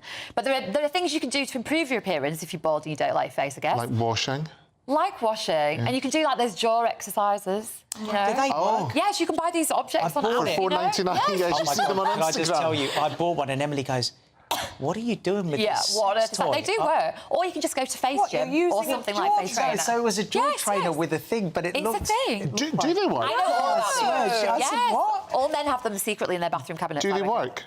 I don't know. No, That's what you get up to during the week. Wow. I mean, I haven't done it because she thought it was ominous. Oh, right. Well, I'm probably with her on that one. Filler? Yeah. Oh, you've got to be very careful with filler. OK. Especially on men. You need to go to special people. Thread lifts can work, but they're old-fashioned now. I've researched it all, you see, so... Oh, well, you're across it, Nikki. Let's get on to this story about AI, because it's a bit worrying, isn't it? Yes. We've seen this with Taylor Swift this week. It's been circulating on X, formerly Twitter. So this is pictures of her, very provocative pictures, but they're not her, they're AI. What? And this is in The Sun today, saying there's a real danger with pictures being distorted and they're made to look quite sexually explicit. But they're not. This has been going on for years, and actually, we've all been a bit foolish because the porn industry has been doing this for 20, 30 years, right? And we don't pay any attention to the porn industry because we don't want to talk about it and people are too embarrassed. But all the technological developments we get in society often come from the porn industry. So they do something first. The fact that we have streaming, streaming internet, the fact that we had Blu-ray, they were all developments in the porn industry that moved into mainstream TV and broadcasting. So what we should just do is pay more attention to what the porn industry is managing to do and then prepare appropriatally. This is a different kind of show. We've just been told, we've been given permission, I think. We've been porn-shamed for years, and now you're saying embrace it. Well, now I'm saying at least pay attention to it so that you know what's going to happen in mainstream society. We wouldn't have deepfakes if it wasn't porn. Do you honestly paying attention for this evening? But do you think logging into, like, PornTube or RedTube or whatever, you're going to find out what's happening in Coronation Street? Because that's real life. You probably are, actually. There probably is a category for that. Anyway, moving on. We digress. But on a serious level, it does worry me because how are people to know? But this is the trouble with deepfakes, right? The technology is so sophisticated. The technology is so sophisticated. I think what is going to happen is, as well as having devices that can tell you, like, when photographs are layered or cropped or cut, is that we all need more training. I mean, I know they're doing it with, civil servants and MPs now, training them to be able to spot deepfakes. Because, there was that video of Keir Starmer, somebody put some words in his mouth and that went viral. Was a video of Greta making an impassioned plea to do with AIDS that a woman might enjoy and batteries. So, which is really disturbing. So we ourselves have got to get better at figuring it out. I mean, it could be used for fun stuff. Like I do that. I mean, I've been every week I put someone up that's saying join the show and blah, blah, blah, and everyone's loving them. But that's just a bit of fun. Yeah, some people believe it, don't they? I had someone saying, they thought we had Donald Trump on last week and Snoop this week. I'm like, well, maybe. Tune in. It's not impossible, though, for GB News. Not impossible, especially with Peter Andre here. Absolutely. You'd get Snoop Dogg on the sofa, I reckon. Madonna was here in October. Yeah. Was she really? She was in the O2. She wasn't here. But she could have been. It was a good show. She could have been. She wasn't in Vogue either. Yeah. No, she wasn't. That was a good one. Very good. Ellie. Can't resist. You're very kind, Ellie. Thank you, Nikki and Bruce. Good to see you this morning. Thank you for the giggles. We did need them. Still to come, we're going to be joined by Pete's wife, Dr. Emily, who has just released her new book. It's already #1 on Amazon. Is there nothing she can't do? Yes, and she's going to tell you what the hell she saw in me. I don't know. But up next, children's author Donya Youssef will share her incredible story. This is Saturday Morning Live on GB News, Britain's news channel.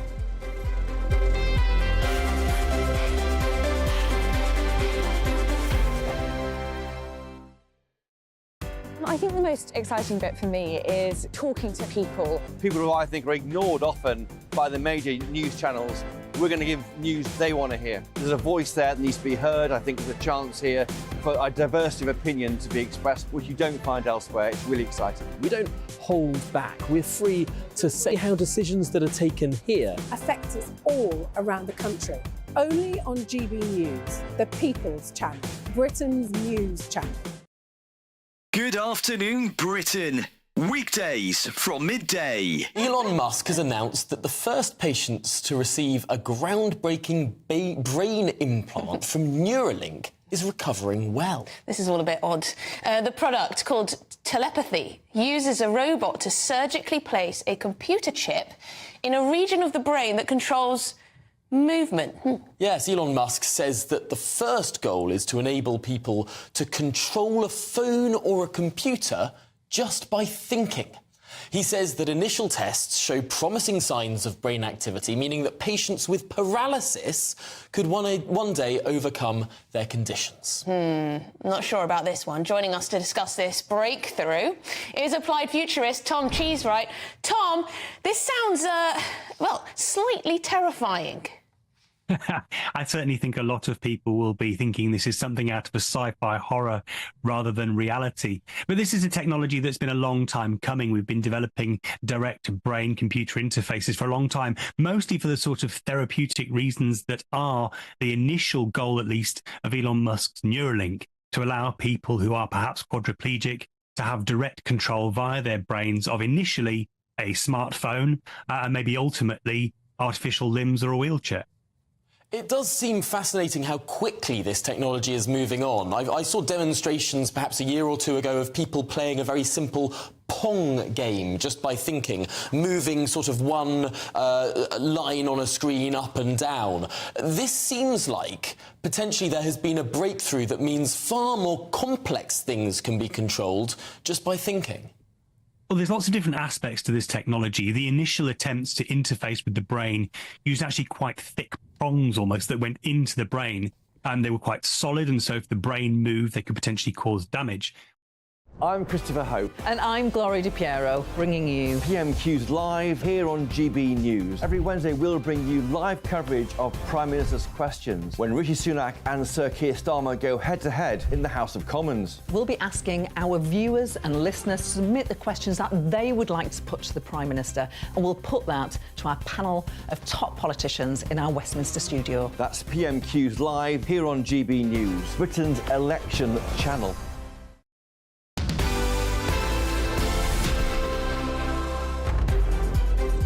Hi guys, welcome back to GB News. Thank you for getting in touch. We're loving it today. Now, our next guest has a truly inspiring story. Her name is Donya Youssef, and her journey has been both heartbreaking and very inspiring. Yes, 20 years ago, Donya's sister took her own life and left her 2 children behind.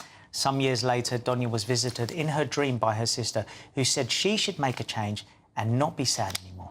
But in 2017, Donya woke up one morning with a lump. She went to the doctor and was diagnosed with stage 2 lymph node cancer. It was the start of a long journey.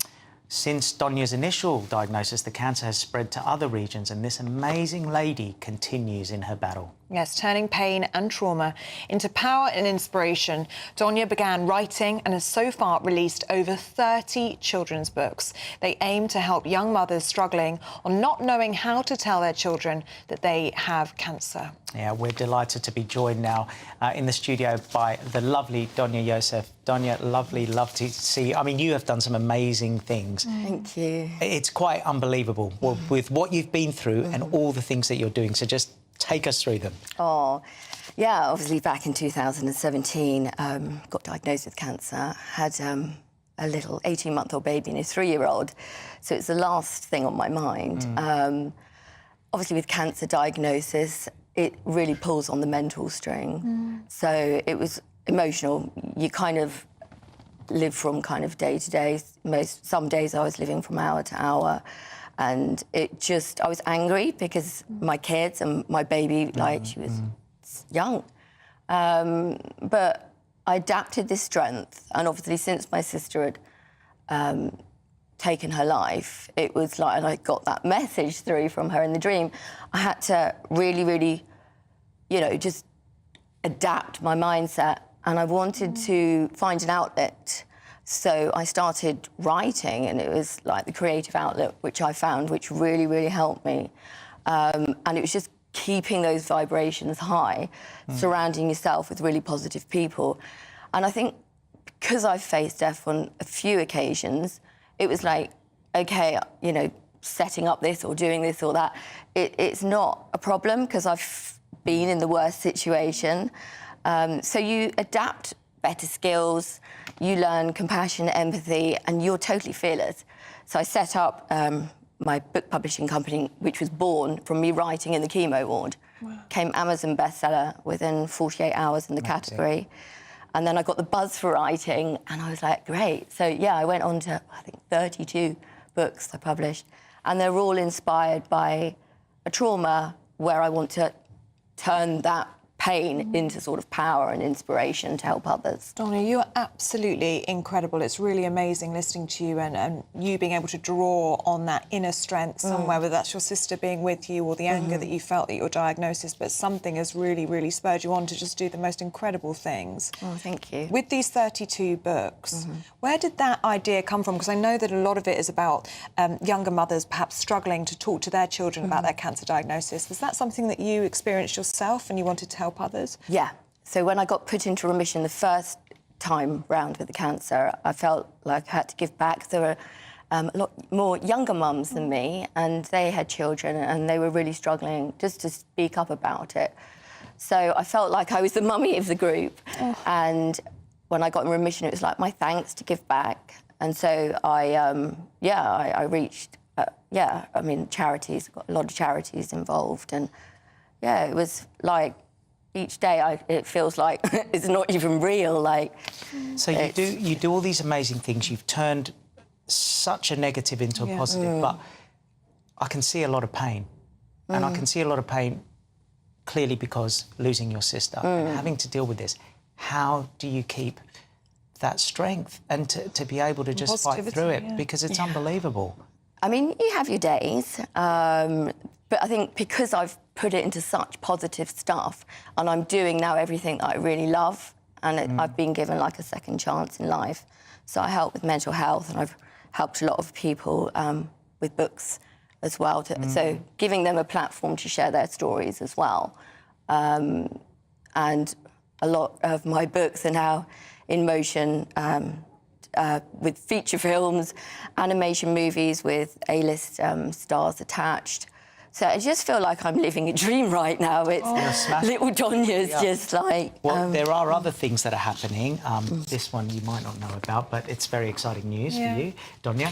And for us, we're very happy to announce that you've been nominated for this year Inspiration Awards for Women.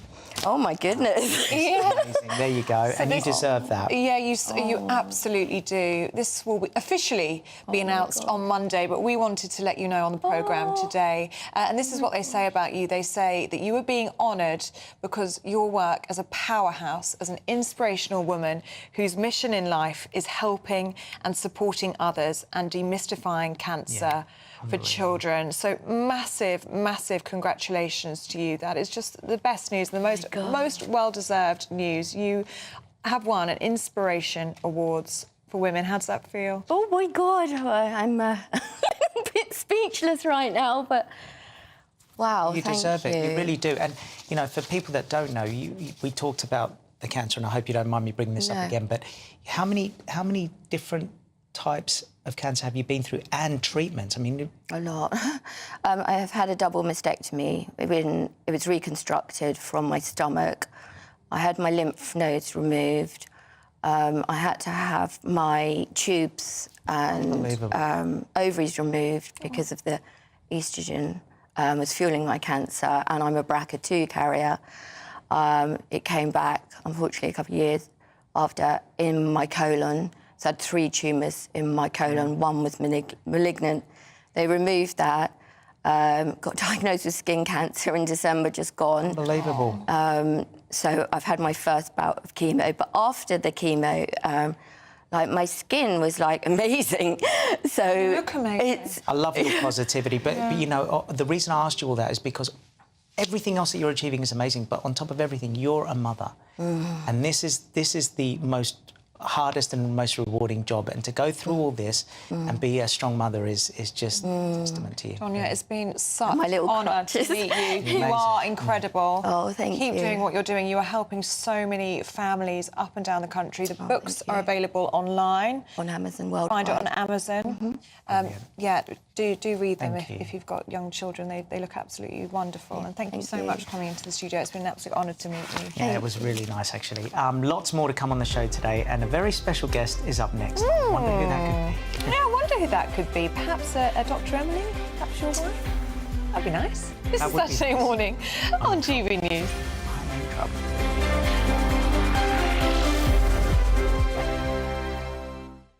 In the GB Newsroom, we bring you the news as it happens. With our team of dedicated journalists across the UK, we're ready to give you accurate reporting every day. When the news breaks, we'll be there with bulletins on GB News, the People's Channel, Britain's news channel. Lee Anderson's Real World, Fridays from 7 p.m. Dr. Jane Jones, who's the clinical lead for Care After Combat. Yeah. Jane, thanks for coming. And just tell me a little bit about your organisation. What do you do? OK, well, thank you for having me here so we can talk about Care After Combat. So we are an organisation, a charity, who work into the prison system, working with military veterans who've somehow got involved with the justice system and... So there's quite a high population of ex-servicemen and women in our prisons. Why is that, do you think? So 2014, the government did a review of who was resident in UK prisons, and what they found were that military veterans are the highest occupational group, and this obviously raises some concerns. Yeah. So the government wanted to do something about that, and so they supported Care After Combat initially just as a scoping exercise, really, to see if there was any way we could help these men and women actually, understand the problems that led to offending behaviour and go on to lead successful lives. So what sort of offending behaviour are we talking typically for people that's in prison that's actually served in our armed forces? Primarily, it's violence. Yeah. So that is the highest offence that we work with. Okay. But of course, the military, as with everybody else, it's the full range of offending behaviour. OK, so we're in a pub, Jane, Dr. Jane, and I guess for some people, the odd tip of alcohol is good, a bit of fun of a weekend, relax, let your hair down. But for some people, alcohol is not always their best friend, and I guess that plays a part in some of your veterans that end up inside. Yeah. Absolutely. So, speaking from my own experience, a good 2/3 of the people I work with have some kind of mental health problem or mental health difficulty, struggling to either adapt into civilian life or with some of the traumas they've experienced during service. People might self-medicate with alcohol to manage some of those thoughts and feelings. Yeah. Your weekend starts here with Friday Night Live with me, Mark Dolan, 8 till 9 on GB News. Big stories, big guests and big laughs as we get you ready for a cracking weekend. That's Friday Night Live with Mark Dolan. Fridays 8 till 9 on GB News. Bring your own drinks. The admission's free. Have a great Saturday night with me, Leo Curse, on the Saturday Night Showdown. It's a crazy world out there, so come and make fun of it with me, my panel of comedians, and a couple of people who actually know what they're talking about. The Saturday Night Showdown is your front row ticket to the clown show every Saturday, only on GB News, the People's Channel, Britain's news channel.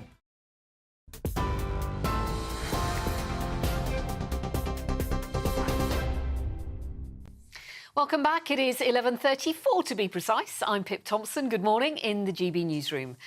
Now, we'll bring you some weather warnings that have been announced in the last few minutes, because large parts of England could face travel disruption and some flooding as heavy rain hits later today. The Met Office has issued a yellow weather warning for rain, which covers from Newcastle and its surrounding areas down to East Anglia along England's east coast. It comes into force at 7 o'clock this evening and lasts until midday tomorrow. Now, there's another warning covering much of Cornwall, as well as parts of Devon and Somerset, starting at 6 o'clock tonight. Specialist divers have begun searching the River Thames for chemical attack suspect Abdul Azidi. A police boat has been circling between Vauxhall and Chelsea bridges this morning, with the Met Police saying they began shortly after low tide, just before 9 a.m. The 35-year-old was last seen on CCTV leaning over the railings of Chelsea Bridge in London. For those watching on TV, you can see him walking across the bridge just before 11:30 p.m. on January the 31st, 4 hours after the attack in South London. Detectives now believe it is most likely he has died and say his body may never be found. Elton John superfans, listen up, because nearly 1,000 items from his former home in Atlanta are up for sale in New York. Maybe you've always dreamed of playing your song on the music legend's Yamaha grand piano, climbing into his 1990 Bentley two-door convertible, or getting your hands on his stage costumes and platform boots. The Christie's auction takes place later this month. It's set to bring in more than £7 million. For the latest stories, sign up to GB News Alerts by scanning the QR code on your screen or go to gbnews.com/alerts.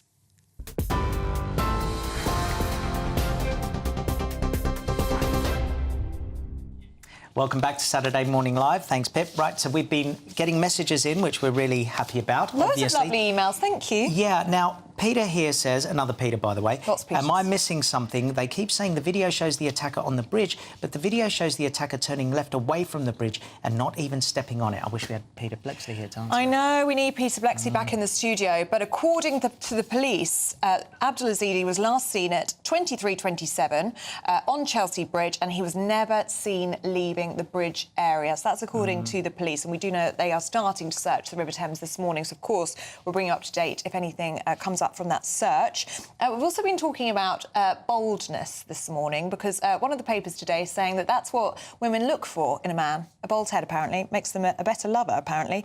I wasn't a fan of that. Hetty agrees with me, saying, I have to agree with Ellie. I don't find bald heads desirable. I love a man with a good head of hair. Thanks, Hetty. I'm back in the game. Right, Dean said, Ellie, your sunny personality is shining through so brightly this morning. Also, Thanks, is Dean. Peter as fun to work with as he appears? I'll let you answer that. Yes, you are. Even better, I'd say. I'm having a great I love day. working with him. I love working with him. day. You are so lovely and so humble. Oh, you and are it's so an absolute joy every I'm a Saturday. little nervous today and I can't understand why. Yeah, well, I think you might know a little bit about this next guest. Just a bit. Yeah. Well, as well as being lovely and beautiful, she's also an author and a doctor. Yes, she has a new book out and she's here. This feels so weird. She's here to tell us about it. It's your wife, Dr. Emily. Yes. Welcome. DM. Hello. Welcome to the studio. Oh, you look so gorgeous. You do look absolutely beautiful. Thank you you, are guys. gorgeous, but in real life, wow. Absolutely beautiful. And we did all get the green We all memo got the accidentally perfect memo. today. It's unbelievable. We're like a family. Aren't we? Go sit next to your wife. This feels weird. well, this is what I was going to ask. Should I sit Go next? sit next to her. Off you go. Can I ask a question you go. first? Oh, yeah, no, yeah. As sort of a presenter side. Yeah. Tell us about your husband. I heard he's a really nice guy. No, OK, come on, let me come and sit next to you. Come and sit by me. Oh, Sit you here. two. Oh, it's so But good to really, see you I together. want you to do the talking. I do a lot of talking, so tell me about you. You look Well, of beautiful. course, Emily, we're going to talk about your new book, which is already #1 on Amazon, I must say. She's doing so well, this book. It's a massive hit already. First of all, to both of you, congratulations. Pregnant with baby number 3. You look absolutely incredible. You are glowing and you've got the most perfect bump. So how has the pregnancy been so far? Absolutely, yeah, great. It's just coming around quickly now, isn't it? That's Very the thing that quick. we keep going, oh, my goodness, oh, my goodness. Ah, and you're both from big families, aren't you? So do we think this might be our last baby, or do you think there'll be lots more to come? I'm saying yes. That's what I did said. suggest that I could make it very definite after this, but you said not to, so that scares me a bit. But then again, we can talk about that later. You're going to really put me on the spot I was, with I was, that. I was, I Thank was. you. I've started something here. I said to Pete, I said, there's absolutely no way Emily will be done because you're both from big families. So watch this space. Oh, I love that. I think we are done. I but think- we'll see. So, Emily, tell us about this new book then, because for me, what strikes me is it's bringing together both your worlds, isn't it? It's your experience of the NHS and working in the mental health sector, and also this platform that you have and raising awareness of such an important issue. Thank you. And it's something, I guess I feel really privileged with that because, you know, obviously in my work as a doctor in the NHS, I have, you know, obviously a group of people that I can support and kind of look after. But it's so amazing to be able to have that bigger platform, like you said, to be able to reach more people. And I feel so lucky to be able to do that. And that's exactly why I've written my books, including the last book. And, you know, I think working in the mental health sector as well, I just see so much how there's still such a need and still a need, I think, to break down the stigma around mental health. And I just think starting that with kids and helping them feel able to kind of talk about their emotions and sort of mental health in general, it can only be a good thing. So. I remember when you released the book and within that day, it went #1 on Amazon bestseller and I was so proud. And I remember telling you, and she takes things in her stride, so she just doesn't, she doesn't run around and pop champagne bottles. She's like, oh, that's lovely. Right, I'm going to just put the kids to bed. You know, she's like that. And I'm so proud of you because obviously it's such an important subject. I was excited inside. I couldn't believe it. I know. But what I mean is you're not one of these people that does it for that accolade. You do it because you want to help people. And I think that's fantastic. Do you know what strikes me both with both of you is how down to earth you both are and how humble you both are. And in terms of your own parenting and your lovely children who are here today, how does that help? Does that example help them, do you think, you being just so down to earth? I think so. I think we just try and be kind of open with them, don't we? And like try and have that, just that open kind of dialogue in the family and trying to, I guess they would probably say I'm quite strict. We were actually having this debate in the car on the way up here. Who's the strictest one, me or you? But I think it's that balance between, and I learned this a lot from Pete as well, that you've got to be strict and have those boundaries, but they have to know that there's the love there. And that's what we try and do, isn't it? And you never get it 100% right as a parent. You just can't. We always say that being a parent is first and foremost. That's a given. But also being their friend means that they can open up to you and they can talk to you.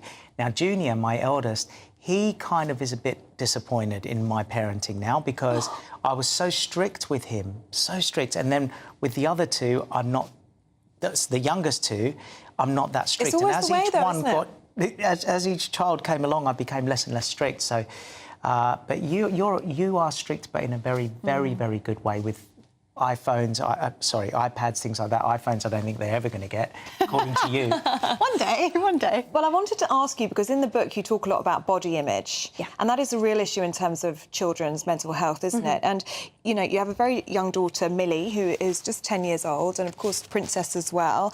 And she's just actually released a clothing range this week, hasn't she, Pete? So with the two of them, how do you help with that pressure about body image, especially with famous parents like yourselves and the pressure of social media as well?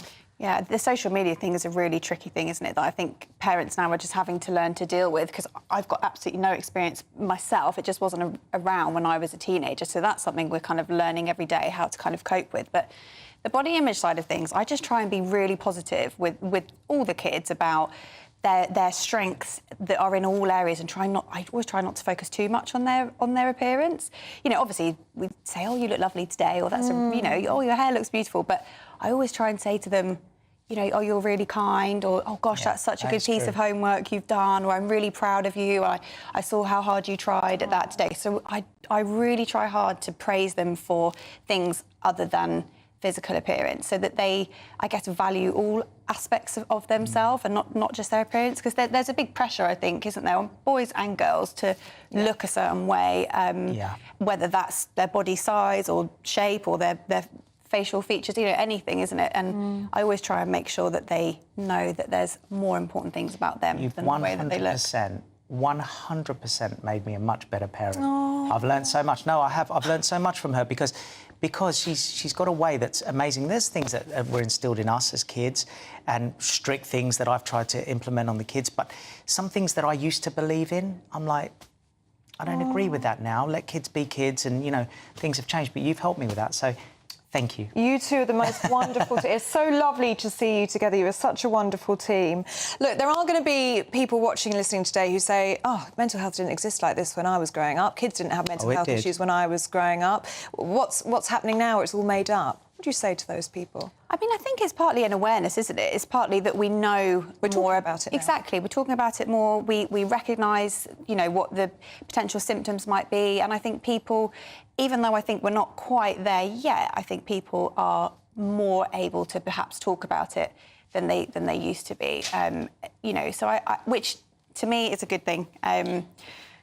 So, I think that's partly it. And that's, again, why I wanted to start with children, getting them, there's the whole sort of first section of the book is getting kids to recognise what their emotions are to them, how they feel to them, where they might feel it in their body, and encouraging them to talk to other people about it. So it really is the most beautiful book. And if you do have children at home, it is full of gorgeous illustrations and diagrams and things like that. It's really child-friendly. It's beautiful for families. I did want to ask you, because you weren't being asked this on social media, why have you decided to go with your maiden name on the front of this book, Dr. Emily McDonough? So I get asked this all the time, and it's quite a simple reason. It's because when I graduated from medical school and I became a doctor, we weren't married, so I became Dr. McDonough, and then you have to register with the General Medical Council, and I'm registered in my maiden name. We obviously then got married, and lots of female doctors do this, just don't they don't never use their married name for work. Our passports are my last name, so that when So my legal name is we have the same family name, but at work I just have never changed it. I think it's lovely that you can be both. And congratulations on the most incredible book and being #1 on Amazon. Thank you. Absolutely wonderful. And if you do have children at home,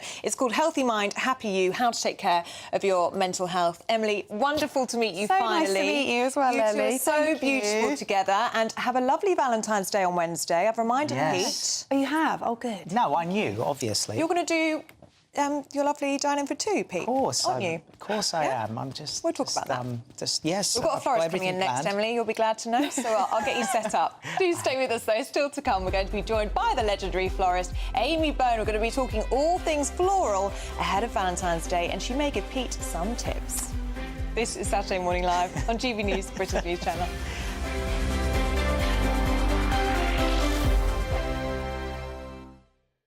Big news, big debates, big opinion. Patrick Christie's Tonight is the week's biggest show. Every weekday, 9 to 11 p.m, we've got the inside track on the day's top stories. There'll be sharp takes you won't get anywhere else. We will set the news agenda, not just follow it, and I want to bring you along for the ride. Whatever it is, we'll have our finger on the pulse. It's news, but it's this close to entertainment. Patrick Christie's Tonight, 9 to 11 p.m, only on GB News, the People's Channel, Britain's News Channel. GB News Breakfast.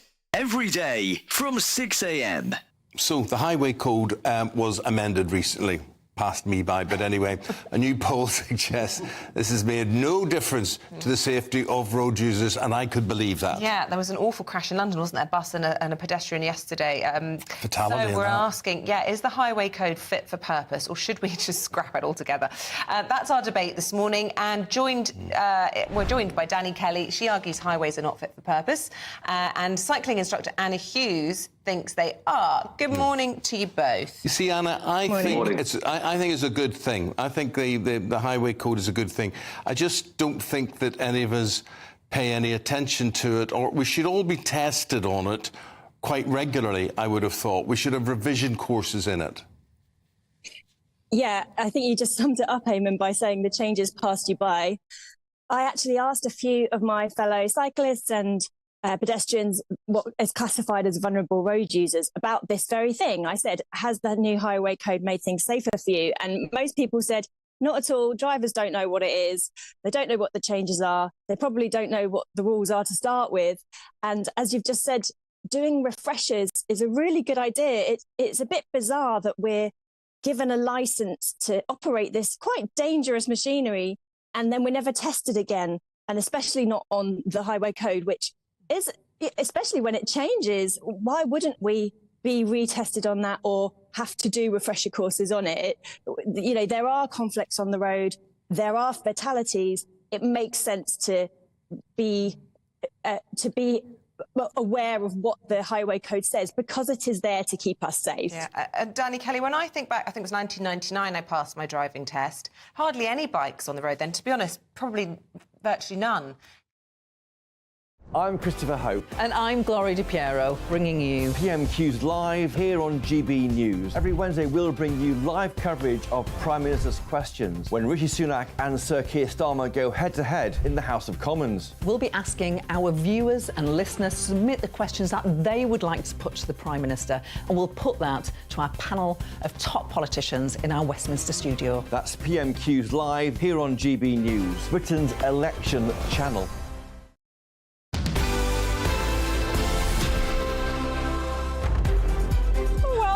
Back to Saturday Morning Live. You all right now? I feel relaxed He now. was nervous. I was a bit nervous. She's great, wasn't she? Can I just say I've got a massive girl crush on your wife?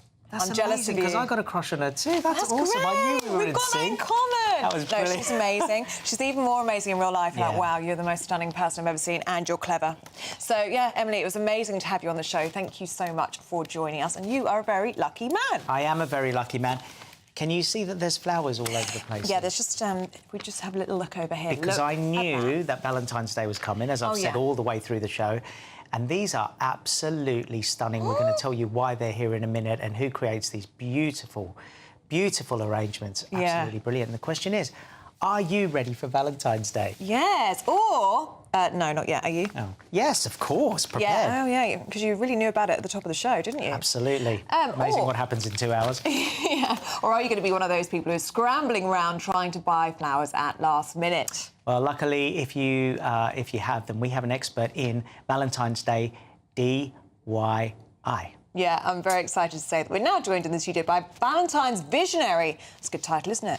An industry-leading florist, Amy Bone. You are amazing, wow. Amy. Amy, well, look at these That's bouquets. lovely. Thank you You're very much. Green. I can't believe it. Yeah. Everyone has worn green today. No, we've started a trend here. It is. It's the new trend. It's the colour. It's the colour for February, clearly. Amy, if people are joining us on the radio right now, they're missing out, aren't they? Because these are absolute works of art in front of us here. Well, thank you. That's very kind. Beautiful. When did you get started on all of this? I mean, you have a gift. Over 20 years ago now we've been doing flowers, so we're very fortunate. We get to make some fantastic things and to work with some amazing people, and obviously Valentine's is at that time now, so here we are. Now, I met you at John Caldwell's house. You did, because you'll be doing the butterfly ball this year, which is amazing. And the arrangements at the house, when I walked in, I'd never seen anything like it. Because that's the tip of the iceberg. Well, this is what you told me. So tell me, I mean, you've done some incredible arrangements, but just give us an example of what you've done. So we're very fortunate, like I say, we get to do some amazing things. And when you came to John's house, it was all about Fantasia, which is my baby, my absolute baby. It's a 3-day floral masterclass which is taking place in March, so we're only a few weeks away, and for the last 18 months the team have been working tirelessly behind the scenes to create what the butterfly ball and Fantasia is going to take place in, so we're very excited. So we've got Valentine's Day coming up on Wednesday. There are some men out there who get very overwhelmed by Valentine's Day. They don't know where to start, especially when it comes to flowers. What would your advice be for them? Get in early and always shop with a local florist. Oh, I like that. Yeah, local. Support local. And what do you ask for? So you're on the phone and you're not sure what to order. What would you say is best? Not every lady, not every gentleman likes red roses. It doesn't have to be red roses, so go for... But does it have to be roses? Doesn't even have to be roses, no. OK. No, so... Me personally, I love spring flowers. Spring flowers are one of my favourites. And I think that you can get a really beautiful bouquet of spring flowers rather than going down the traditional red rose route. So if anyone wanted to find out more about you and about what you do, you give them all the information, because I don't want to keep talking to you and then we run out of time and we don't get this in. So let's get this in early. So we'll get it in early, yeah. So we've got a wonderful website, which is amybone.com, where there's a full selection of everything that we offer on there, from our spring bouquets to our Valentine's bouquets to our luxury gifting selection. Everything is on there. Have a look. We do offer a nationwide service as well, but I would suggest to go local. Support your local florist. Now, is there going to be a difficulty with Valentine's Day this year? Because apparently there's been a shortage of roses. Not for us, there isn't. We're organised. Right. Yeah. We're organised, so we've ordered well in advance. We've got great connections with our guys in Holland, where everything comes from for us. We do try to buy local foliage from the UK and things like that, but the flowers do come from Holland, especially at this time of year. So they're already organised, but the secret is get in early. Do you know what I love that you've done today? You have gone and said to everyone, go to your local florist, when you could be saying, go on my website and order from me. I think that's amazing. Yeah, go local. Because obviously that is an amazing thing to support local florists, but your stuff is pretty outstanding. Oh, well, thank you very much. That's very kind. Very much so. Well, Amy, it is absolutely wonderful to meet you today. Thank you so much for coming in for us. And you're going to be very busy the next few days, aren't you? I'm sure. Very busy the next few days, and very busy after that with everything else that's coming. Since you're local, can I buy some off you for Wednesday, because you're local right here today. So Amy, thank you so much. You're going to be having a chat off air, I think. We will see you this time next week. Thank you so much for your company today. Thanks, guys. Thank you.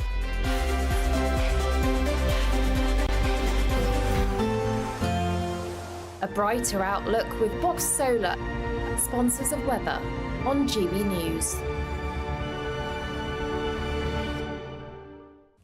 Hello, very good morning to you. It's Aidan McKibben here from the Met Office with the GB News forecast. It's a cold start out there in Scotland, but it is turning milder from the south this weekend. A mix of rain, showers and some sunny spells. Some sunshine to begin the day across England and Wales, but frequent showers returning into Wales and the southwest by the afternoon, staying drier further east. Meanwhile, Scotland and Northern Ireland start cloudy, but some sunshine returns to Northern Ireland and southern Scotland, whilst the rain and hill snow continues to drive in across northeast Scotland, mostly turning back to rain by the end of the day. Feeling cold here, much milder elsewhere, back in the double figures widely away from central and northern Scotland.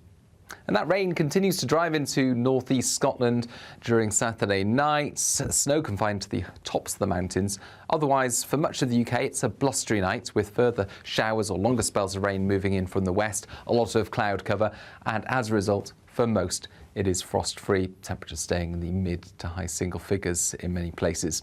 We start off Sunday with a lot of cloud, some mist patches around as well. Driest towards the east, some showers feeding in from the west, but as the day goes on, actually, an increased chance of the cloud breaking and at least some brighter interludes coming through. But always there'll be outbreaks of rain and showers feeding in from the west, drier to the east and mild across the board. Mid to high single figures in the north, 11 or 12 in the south.